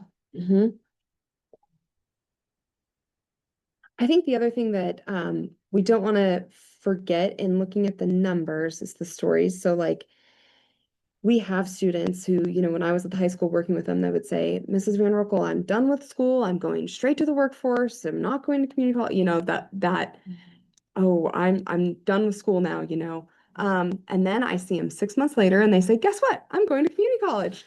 And I say, "No way, I would have never, that's so incredible. What made you choose that?" And they say, "Well, I had this opportunity and this lined up." And so keeping students opportunity ready and make sure that we have a pulse on every student, that we're checking in with them a few times throughout the year, that they know the doors that are open to them and that there's multiple doors open to them. And it doesn't stop the second they graduate, that that they say they're going to the workforce. So we know, that we're constantly getting in front of them with all the information about their opportunities. And I think our high school is growing that through the Pathways program, with the incredible individuals we have there. And we just have to keep getting better at it for sure.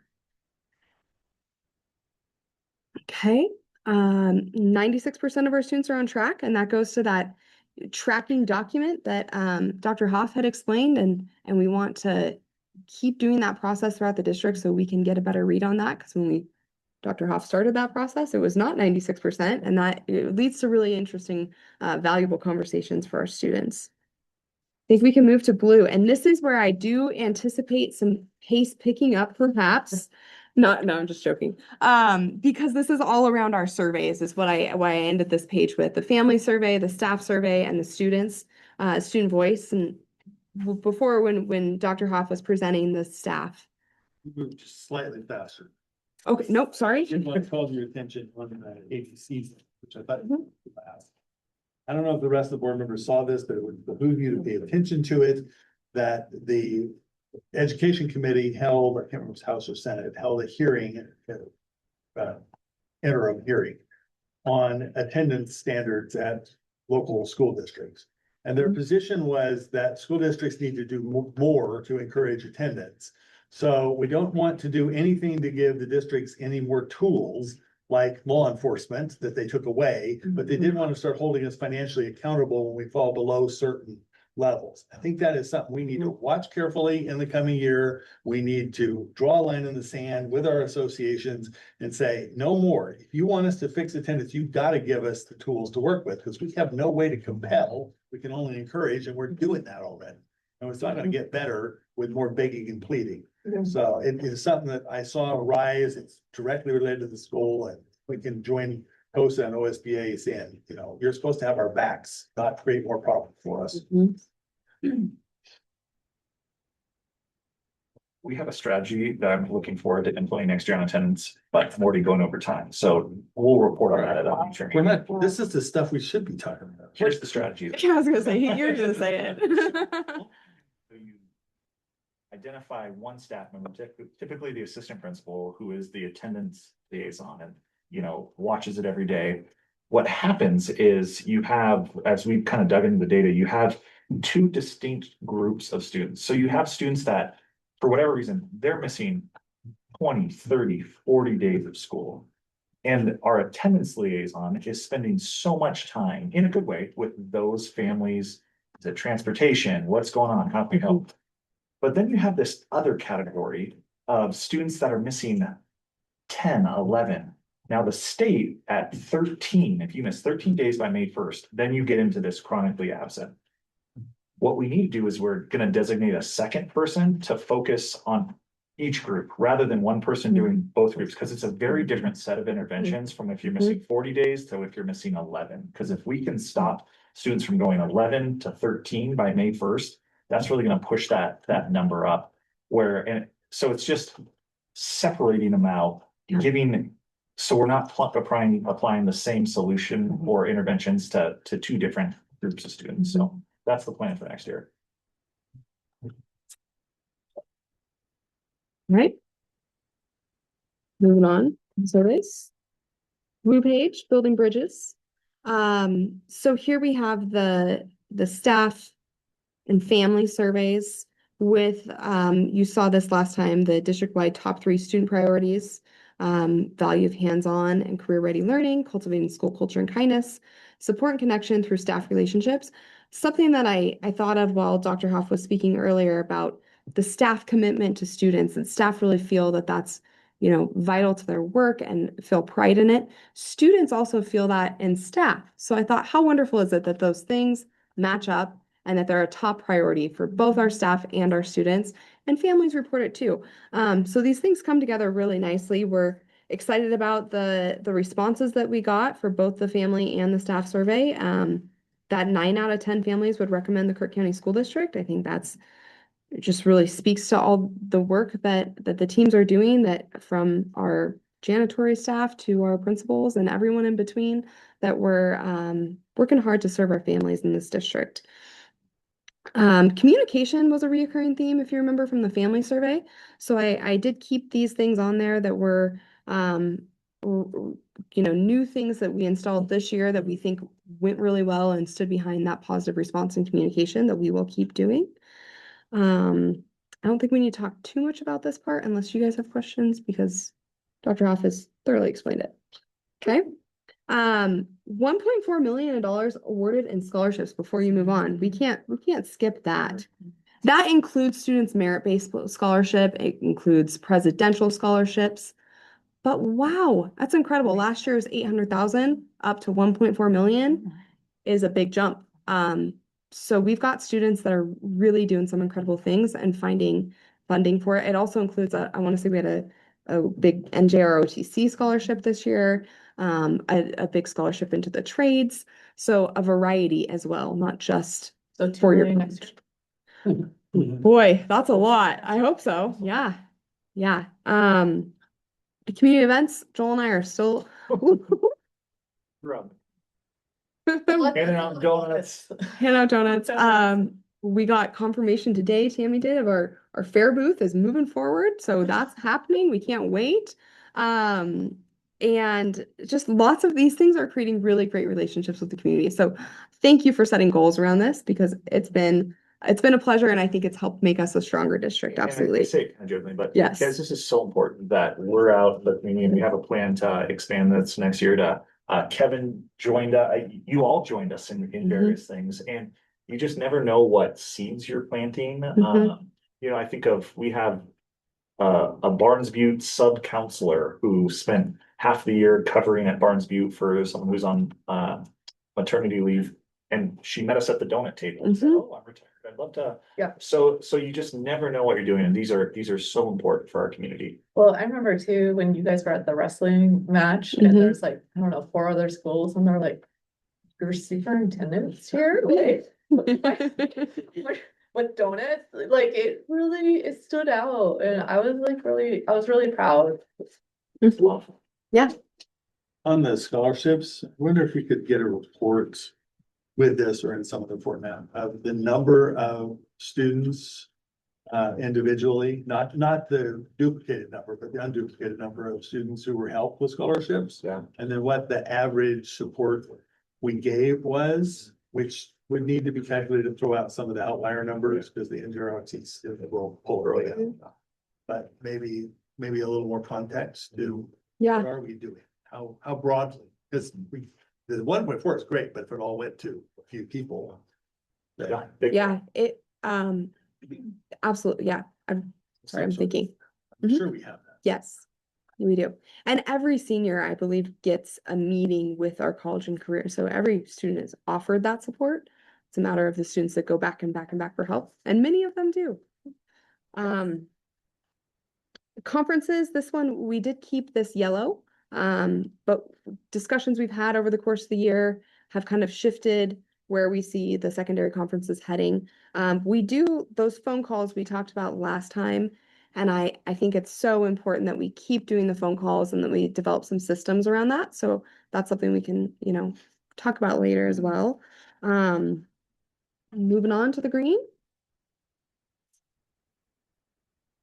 All right, at the top, you'll see the FAN students served this year. So 679 students were served through FAN. Many of them are served multiple times. So you see that when you look at the bar graph and 350 students received food support. You can see many students are repeating those. And FAN's kind of tagline is that we're more than a backpack. So when a student comes to us saying, I need a sweatshirt, I need a backpack, we're going to say, okay, what else do you need? Or, we're going to reach out to your family and we're going to make a phone call and make sure that family is being supported. So we're really excited about all the work FAN's doing. 20% of our families are served by FAN. And then when we look at our engagement, pretty happy with where we ended the year with this. The high school was at 91% of students being involved in an extracurricular activity. 86% at the middle school. And with that, the middle school administration called down every single student that didn't have something in the tracker, asked them what they'd like to see next year. So there were some ideas thrown out about other clubs they could expand with, different things they could do to get every single student engaged, and to make sure that we were capturing students that are doing dance or something outside the school that's occupying a lot of their time. All right. The middle part stayed relatively the same. We know that there's been a lot of work happening in multiple of these categories. Yep, I'm not taking Scott off the bus. love it. We're gonna do that again next year too. I love it. Yep. If anyone else wants to go on a bus ride, I'll make sure to replicate. Who's driving it? Don't stand in the front because you're not supposed to. I was gonna say. And then when we look at our retention, that's what we'll end this with. 82% of teacher retention in our district. 93% of school administrators, we only had one administrator not continue with us, and that's I think a credit to all the the stability that's being created and the good people we have doing the good work within the Kirk County School District. Moving on to the last slide. Does retention exclude retirements? I'm not sure. But the one was because somebody moved, so. I believe retirements go into that number, but we can double check. Yeah. Because it's healthy to have some turnover. We don't want to have, Mhm. no young teachers or create opportunities for young teachers, so be careful how we measure that. And that is something that does get like reported to the state, so I bet it includes the retirements. I expected that number to be a little higher. I was actually surprised with the 82%, but that's what. The state, yeah. Yeah. That's included retirements. We don't have to do it the way the state does it. I think we ought to Yes. calculate it as turnover, but not including teachers who are retiring, but not contracting back. Mhm. I agree. It's an, Retirement is not retirement. and you want some turnover. Yeah, You know, absolutely. you want Yeah. to be work, if someone's a low performer, for example, 100% retention is not necessarily a good thing, so. All right, we did 38 Yeah. board goals. 4 yellows remain that, we feel are really important in our alignment and things that maybe couldn't get accomplished in 1 year, but we are hyper focused on them for next year and expect to see it driving a lot of our academic growth. We're accomplishing this through some targeted improvement plans, the writing plan, the math plan, the SPED plan. We've made some significant progress this year, I feel, with SPED. Transportation has done a fantastic job. Academics, we are seeing growth from a lot of our students. Student voice is the thing that I think made me the most excited this year. When I had students reaching out to me throughout the year to say, hey, let's talk about this data. We did this survey. Our middle school leadership students did listening sessions with other students. Sophie coming in the summertime. I mean, it's really incredible the voice, the advocacy that our students are feeling. And then communication improvements has been huge and something we plan to continue pushing on. Looking forward to the board retreat next week where we can continue planning that growth. We will also be continuing as a district with doing the building level improvement plans, which build off the board goals, off the data dashboard into the buildings. And then Dr. Hoff and I have talked about our focus for next year a lot, and that's this year we were stable schools. We want to move to thriving. We want to move from not just being good, but to being great. And I think all the finite things, when we zoom out on the district and we take this lens of looking at the dashboard, these conversations are just vital to making that shift happen. There's big things to change, there's little things to change, and this breathes life to that. So that's my spiel. Excellent job. Thank You you. have mastered this whole dashboard, like amazing. And yes, by you going to the regional superintendents and them going, wow. I mean, this is huge. They don't share that level of data, not that make Right. anything, but yeah, the think it's radical awesome. transparency, to the point of. We try not to have these long drawn out board presentations, but this is the right work and the right conversation for the Right. board and the district, so feel we're definitely on our track. One measure that did not make it on the dashboard that I do need to celebrate. 24-25, 19 formal parent complaints. 25-26, 0. So that's something, another big Congratulations. credit to our staff that Absolutely. not quite a dashboard metric, but something that we need to reflect on and celebrate. That is a green light right there. Red to green. I love it. Thank you. Before we, Eric, I'm sorry, but the owl keeps, the eyes come on and then the eyes leave. Does it mean it's shut off? No, Is this, video is kind of freaking out a little bit. okay, I can try and reset it, but it's gonna. I just want to make sure that we haven't stopped recording, because I about panicked when I saw the eyes go away, and I was like, do I stop? Do I go? No, So, okay, recording is still happening. okay, good. You just hoot gently. Okay. Well, I don't want anything to happen. Okay, moving on. Sorry for that little disruption. 9.3, potential bond committee report. Yeah, this is just an update for the board. If you remember, say it was at the May meeting, we did the long range facility bond planning. We presented that to the board, and the recommendation from the board and the district was to we need to go a little bit deeper. We need to get more people involved. So we created a superintendent committee made up of just community members to dive a little deeper. We presented 3 proposals. The board said they come back with 1 recommendation. So I just wanted to update the board on the progress there. So we did create a superintendent work group to explore that bond committee. We invited everyone except Kevin and Jen because it wasn't a public meeting, but anyone that was in the old group we invited. We've had about 15 people. We've showed made up of staff, community members, pretty much back some coaches. So we've been tasked with taking the long range facility plan and bond proposal and narrowing the scope of that to bring back to the board in August. I think we are going to need a little extension. We've done some good work though. So first off, we reviewed the work of the long range facilities committee. One of the most interesting things we've done is we looked at the last 40 years of successful and failed bonds from the entire Crook County. So from the county, from the district, to look at what has passed in terms of bonds.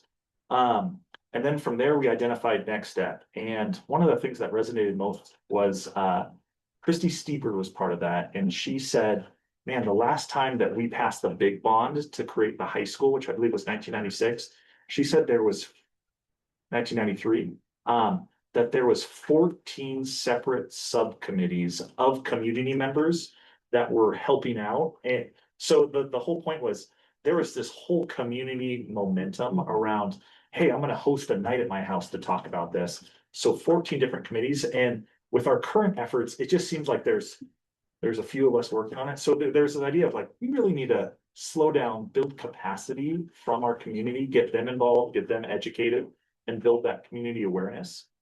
So what we came up with is they developed a community feedback survey to gather input on what are the actual priorities of potential bond projects for our community. You know, we can have all these ideas of what we think will work, but just like we need to talk to students, we need to talk to our community. So we created a feedback survey that people can share their priorities, their concerns, what level they're willing to invest in an increased tax rate, whether it's like, I don't want my taxes to go up at all. I'd be fine with $25. I'd be fine with $500. We need to gather that to get a sense of what our community wants. So we developed the survey and now we're going to give that, we got a QR code and then a paper copy. And then we'll be at community events. We'll be at the fair. We'll put that out on our district social media later in August. We'll have it at back to school nights. So really reaching out, we've identified all these different places to go in groups, you know, the Kiwanis, the Republicans, the Democrats, all the different community groups, so that we're not marching forward blind with this proposal, that we're saying, we have talked to our community, we have gotten their input. So that's our current plan. So in the summer, we'll continue to collect survey responses. Eric Ryan and I are developing a CCSD facility status webpage where we made all these videos at the last bond of here's the middle school, here's the high school, here's what it needs. But those aren't open to the public right now in a user-friendly way. So we're kind of creating the foundations to educate the community. Do you want the video of the water coming through the middle school? We definitely, because that's important. You know, the general population doesn't know these things, and we haven't done an awesome job getting that message out there. So I'm coming to say we're slowing down a little bit, but I think we're building a better foundation by doing that. So we'll collect more survey responses. We'll build our facilities page. And then in September, we'll pull it all together, the work group, the superintendent work group, and then start doing that work of, hey, what's the timeline? What are some potential projects? And then kind of start developing that recommendation for the board. So that'll be more September, October. Just in case the board was wanting to go out for a November bond, we're definitely not going to hit that timeline, but I think that's probably the right decision. So any questions off the? I do, really quick. Have you thought about, you mentioned there was a person in the community that said the last time they did a bond, there was 14 subcommittees. Have you reached out to maybe some of those people that were on those subcommittees to see? No, but Steve, you sure that was integral in a lot of that. So we can, the next time we meet, we can say who are those? What Yeah, what didn't work? What did you what are your? she said, oh, there was like the theater group had their committee in their time, the rest of them had their committee in there. So it's that sort of all community in, that we need, so. We had a march to help get our school funded that way. There is It that was a like march, urgency protest, whatever. of the community wanting this and needing. I remember that a little differently. That was 93, it wasn't 96. We opened the house in 96, yeah. but the bond was 93. And what I remember is that was a particularly effective strategy of pitting groups against each other. So you had the performing arts people getting the auditorium, you had the high school people, the wrestling people getting the big gyms and the wrestling gym specifically. There was a whole wing, career vocational, everybody got something. And everybody was invested in the bond, not because they liked the whole idea, because they wanted their little piece of the pie. It was a wonderful strategy for, Yeah. and there was huge infighting within the group. Because there wasn't enough money to go around to Yeah. fill everybody's wishes, and then we had to cut it back. Totally. But it was in the end a united strategy because there was something in it for everybody. Yeah, the point being, bringing the whole, it can't be the district office and a couple board members trying to push a $100 million bonding. This has to come from the community. They have to know what they're wanting. So yeah, we're gonna go a little slower, They're but not available to join the committee because they're all in nursing homes now. It's 93, for heaven's sake. Your QR code with the input and feedback. yeah, Thank you. That's like exactly what I wanted for the public yeah. settings. Like I want every single event to have a CCSD QR code. I want the problems like the water coming down linked to it as well, either through that same QR or have another QR that says, this is why we need it. Yeah. So scan this one to see why we need it. Scan this one to say how you can help. I like that. Along those lines is the booth that at the fair. Sorry, Eric. Yeah. Could you maybe set up like a TV screen that like has the video just playing of That'd be different awesome. things? Yeah. I don't know. The I mean, boiler. Just cascading water, blowing boilers. No, just like, hey, and people would stop and go, what is that? And you'll be like, oh, let me tell you about this really quick. Scan the QR code, give us your thoughts, however you want to verbalize that, but Sure. I don't know. Well, it gets to the point of one of the key things that this work group had was the community does not know the condition of our school. And 3 years ago, whenever we went for last one, we offered these tours. Leland would give a fantastic one on it. No one shows up. Right. So we have to figure out how to get that information out there better. And it's not, it doesn't have to be real long. People might say, well, you got that fixed, right? We put a Band-Aid on it. Yep, we did. Or the gym floors that had to be replaced because of the water. Right. Yeah, just those kinds of Yeah, things. totally. I know it would be more work for technology to hook up have something flowing around there. Only Eric was here. Oh, good, okay. It's just a thought. Stuff to do, right? Along with the QR code, like visuals, sometimes, stop people like, Go what? visual, we have to show people the problem, otherwise only staff know that urgency, so we have to clear that. Students. Yeah, yes, very much so. So that's where, any other questions? How about the picture of you installing, On air conditioning. Still a touchy subject for some of us. Oh. Hey, good time. Oh, we're just gonna turn the page on that one. School board, it's us, 10.1, school board committee planning. Dr. Hoff, you still up? Still going. Still. So yeah, 10.1. And part of our annual, at the July meeting, the board typically appoints committees. So just as a reminder, what we did for this past year, 25-26, we had the Academic Excellence Committee that we combined the calendar committee with. Eric Osborne was chair, Kelsey was backup vice chair. We had the Building Bridges Committee that we combined with the Meadows Scholarship Committee. Kelsey, you chaired that one. Eric was backup. We had the Connected, Safe, and Stable Committee that we combined with the Long Range Facilities Committee. Kevin and Jen were the representatives there. Then we had the Policy Committee. Scott chaired that with Kevin being the OAR/ORS reviewer.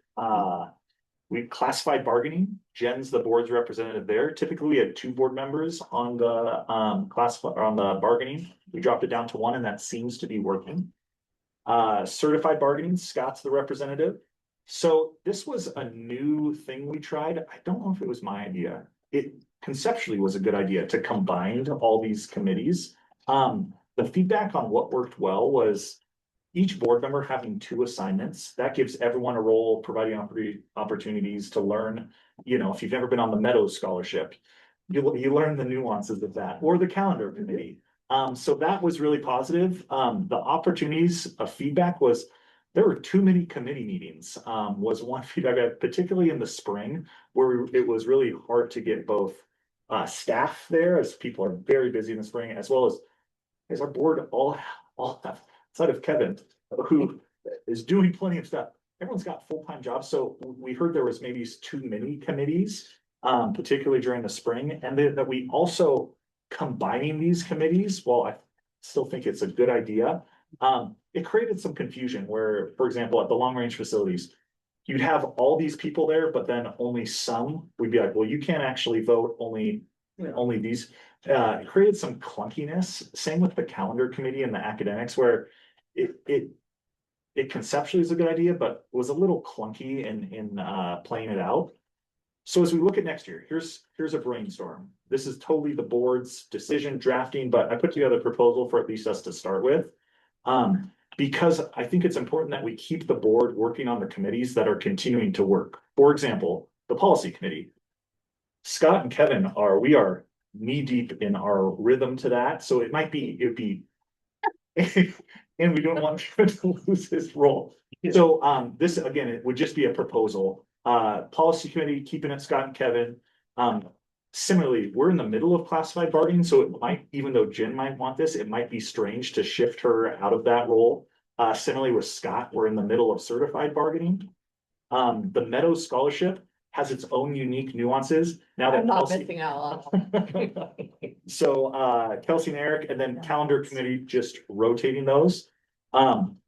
In this at least proposal, I didn't consolidate them with our vision buckets, just because that created a little bit of confusion and clunkiness along the way, both for staff and the board. So Do both Eric and I need to be on the calendar committee? that brings up an interesting point. So Sounds like it's volunteering. what works well is when these board members are used to the processes of these individual committees. So this doesn't have each board member serving on two. However, with Kevin's work with the ORs, and he shows up to about every single jogathon and chowder serve at the pageantine.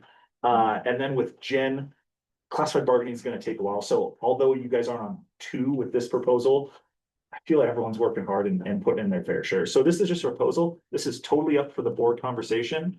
And now I'll turn it over to you guys to discuss committee appointments for the 26-27 school year. Well, to go back to Kelsey's point, I don't even know why we need board members on the calendar committees. It comes to the board to be approved anyway. Yeah. Why do we need to be involved in the implementation? I do know the historical reason why. There was a period when the staff was pushing hard to try and start school before Labor Day. And the board was not having it on behalf of the community, so they put a board member on the committee to make sure they couldn't do it.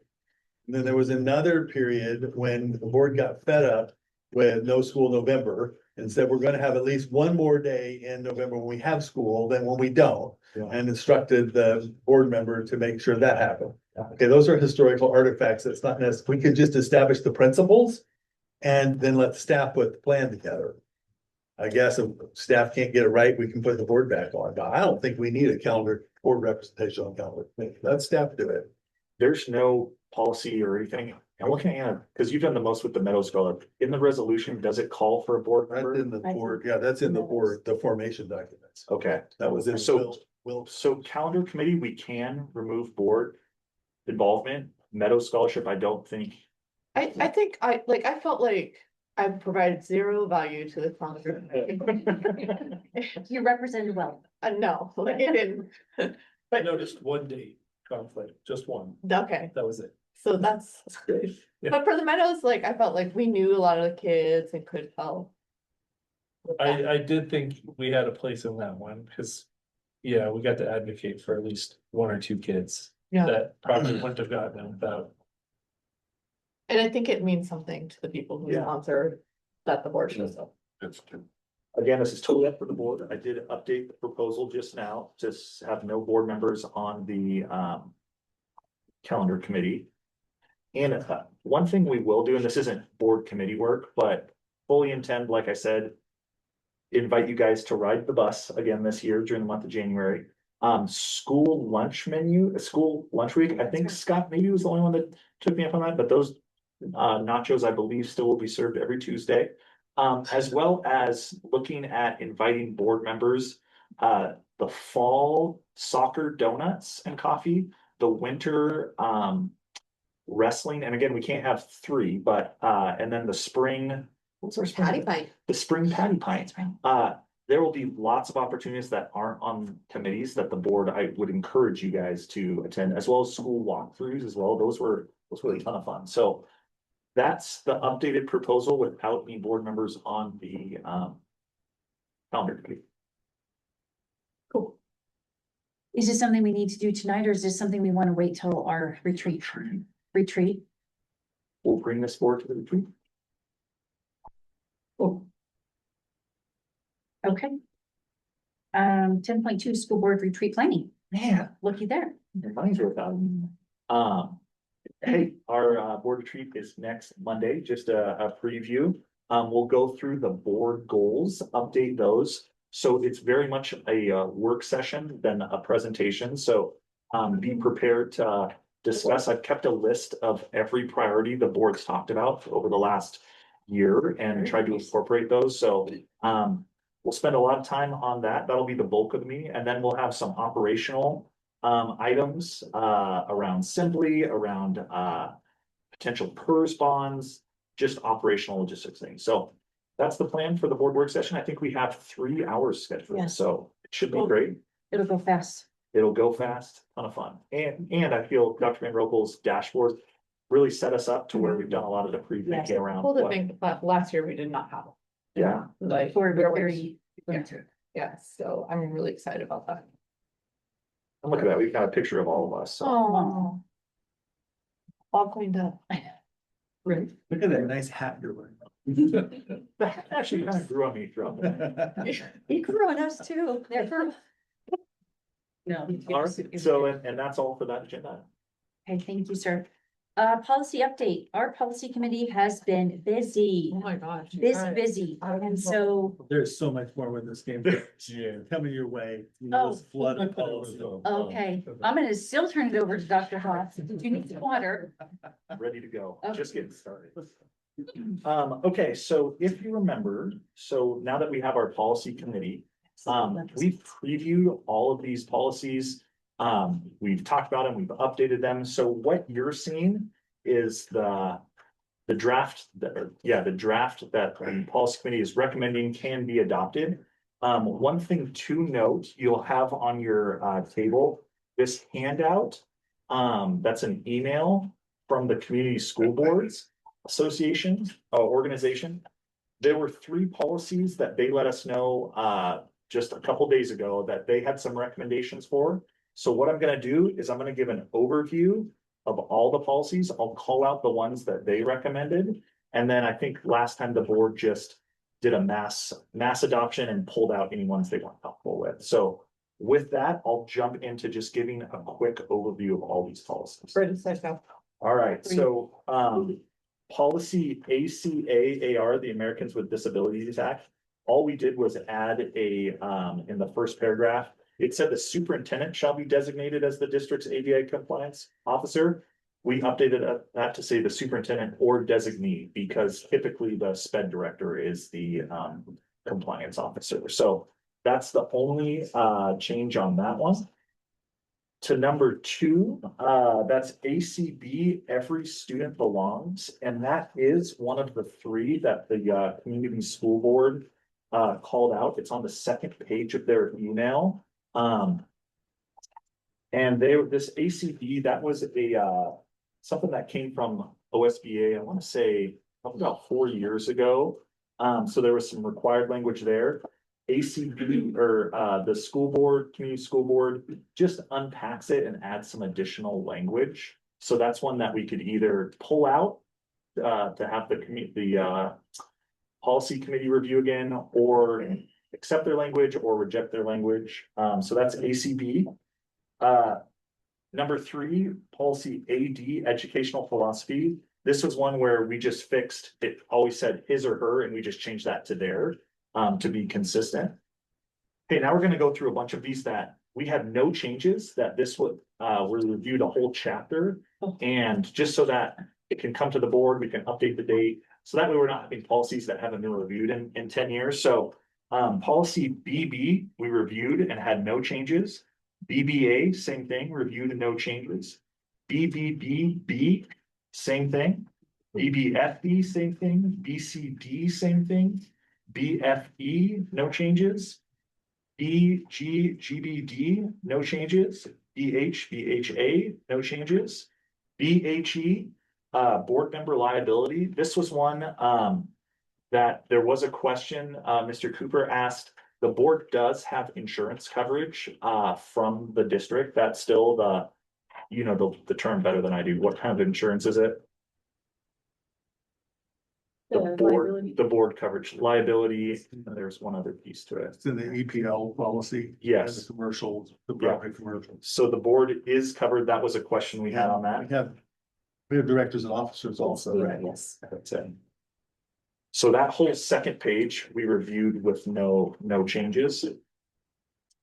CBG, that one we did update, and that was just a footnote, and that was based on a requirement from the Oregon legislature. CPA, this is very interesting. This is a completely new policy, and it's layoff and recall for administrators. So this was one that, as we were looking at budget savings, our attorney actually recommended we have a layoff RIF policy for teachers, but we didn't have any for administrators. So this was a recommended policy from our attorney that just, in the case of reduction in force for administrators, it lays out a policy for that. So that, not that there is any plan for a RIF among administrators. We have 2 administrators on the policy committee, and they're like, wait a minute, what's going on with this policy? But that's a completely new policy, CPA. Policy EBB, integrated pest management. That's one Leland's done a lot. Those are required changes from OSBA. EFA, that's our local wellness policy. Again, those changes were requirements from the ODE. The next 2, GBN, GBA, the sexual harassment policy, and JBA, GBN, same policy, they mirror each other. Those are the other 2 that have language additions from the community school boards that we just received last month. And then KNAR is your last policy, and this one is actually really interesting. This is again language. We added one piece when a student is interviewed by law enforcement, whether they're a witness to an incident and we wanted to add some language that really describes in what cases law enforcement can interview a student without first getting the parent's permission. So our attorney drafted language, and that has been shared with our SRO. So those are all the policy updates. And again, credit to Mr. Cooper, Mr. Bradley.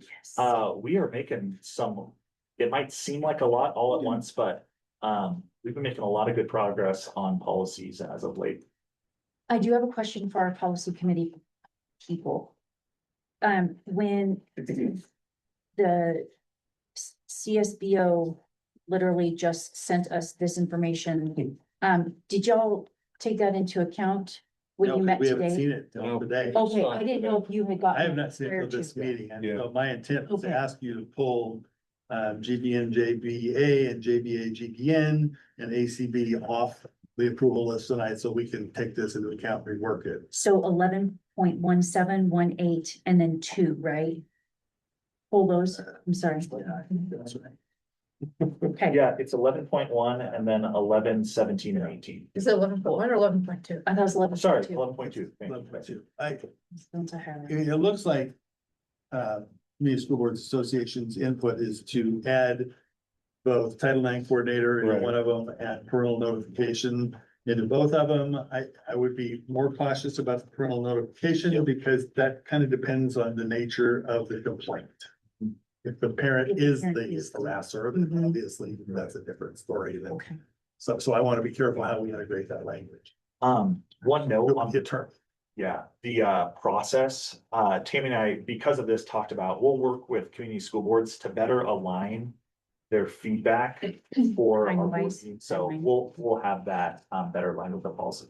And then I would be interested in you exploring delicately on the side.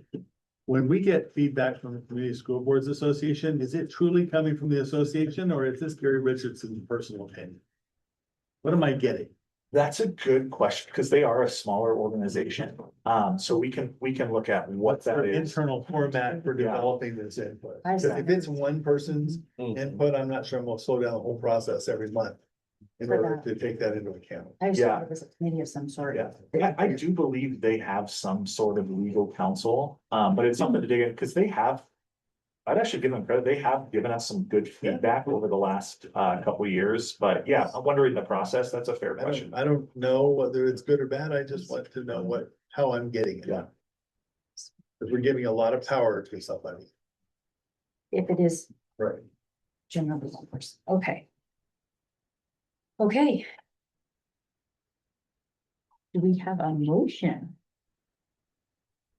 Madam Chairman, I move to adopt the presented policies except for GBN, JBA, and JBA, GBN, and ACB. Second.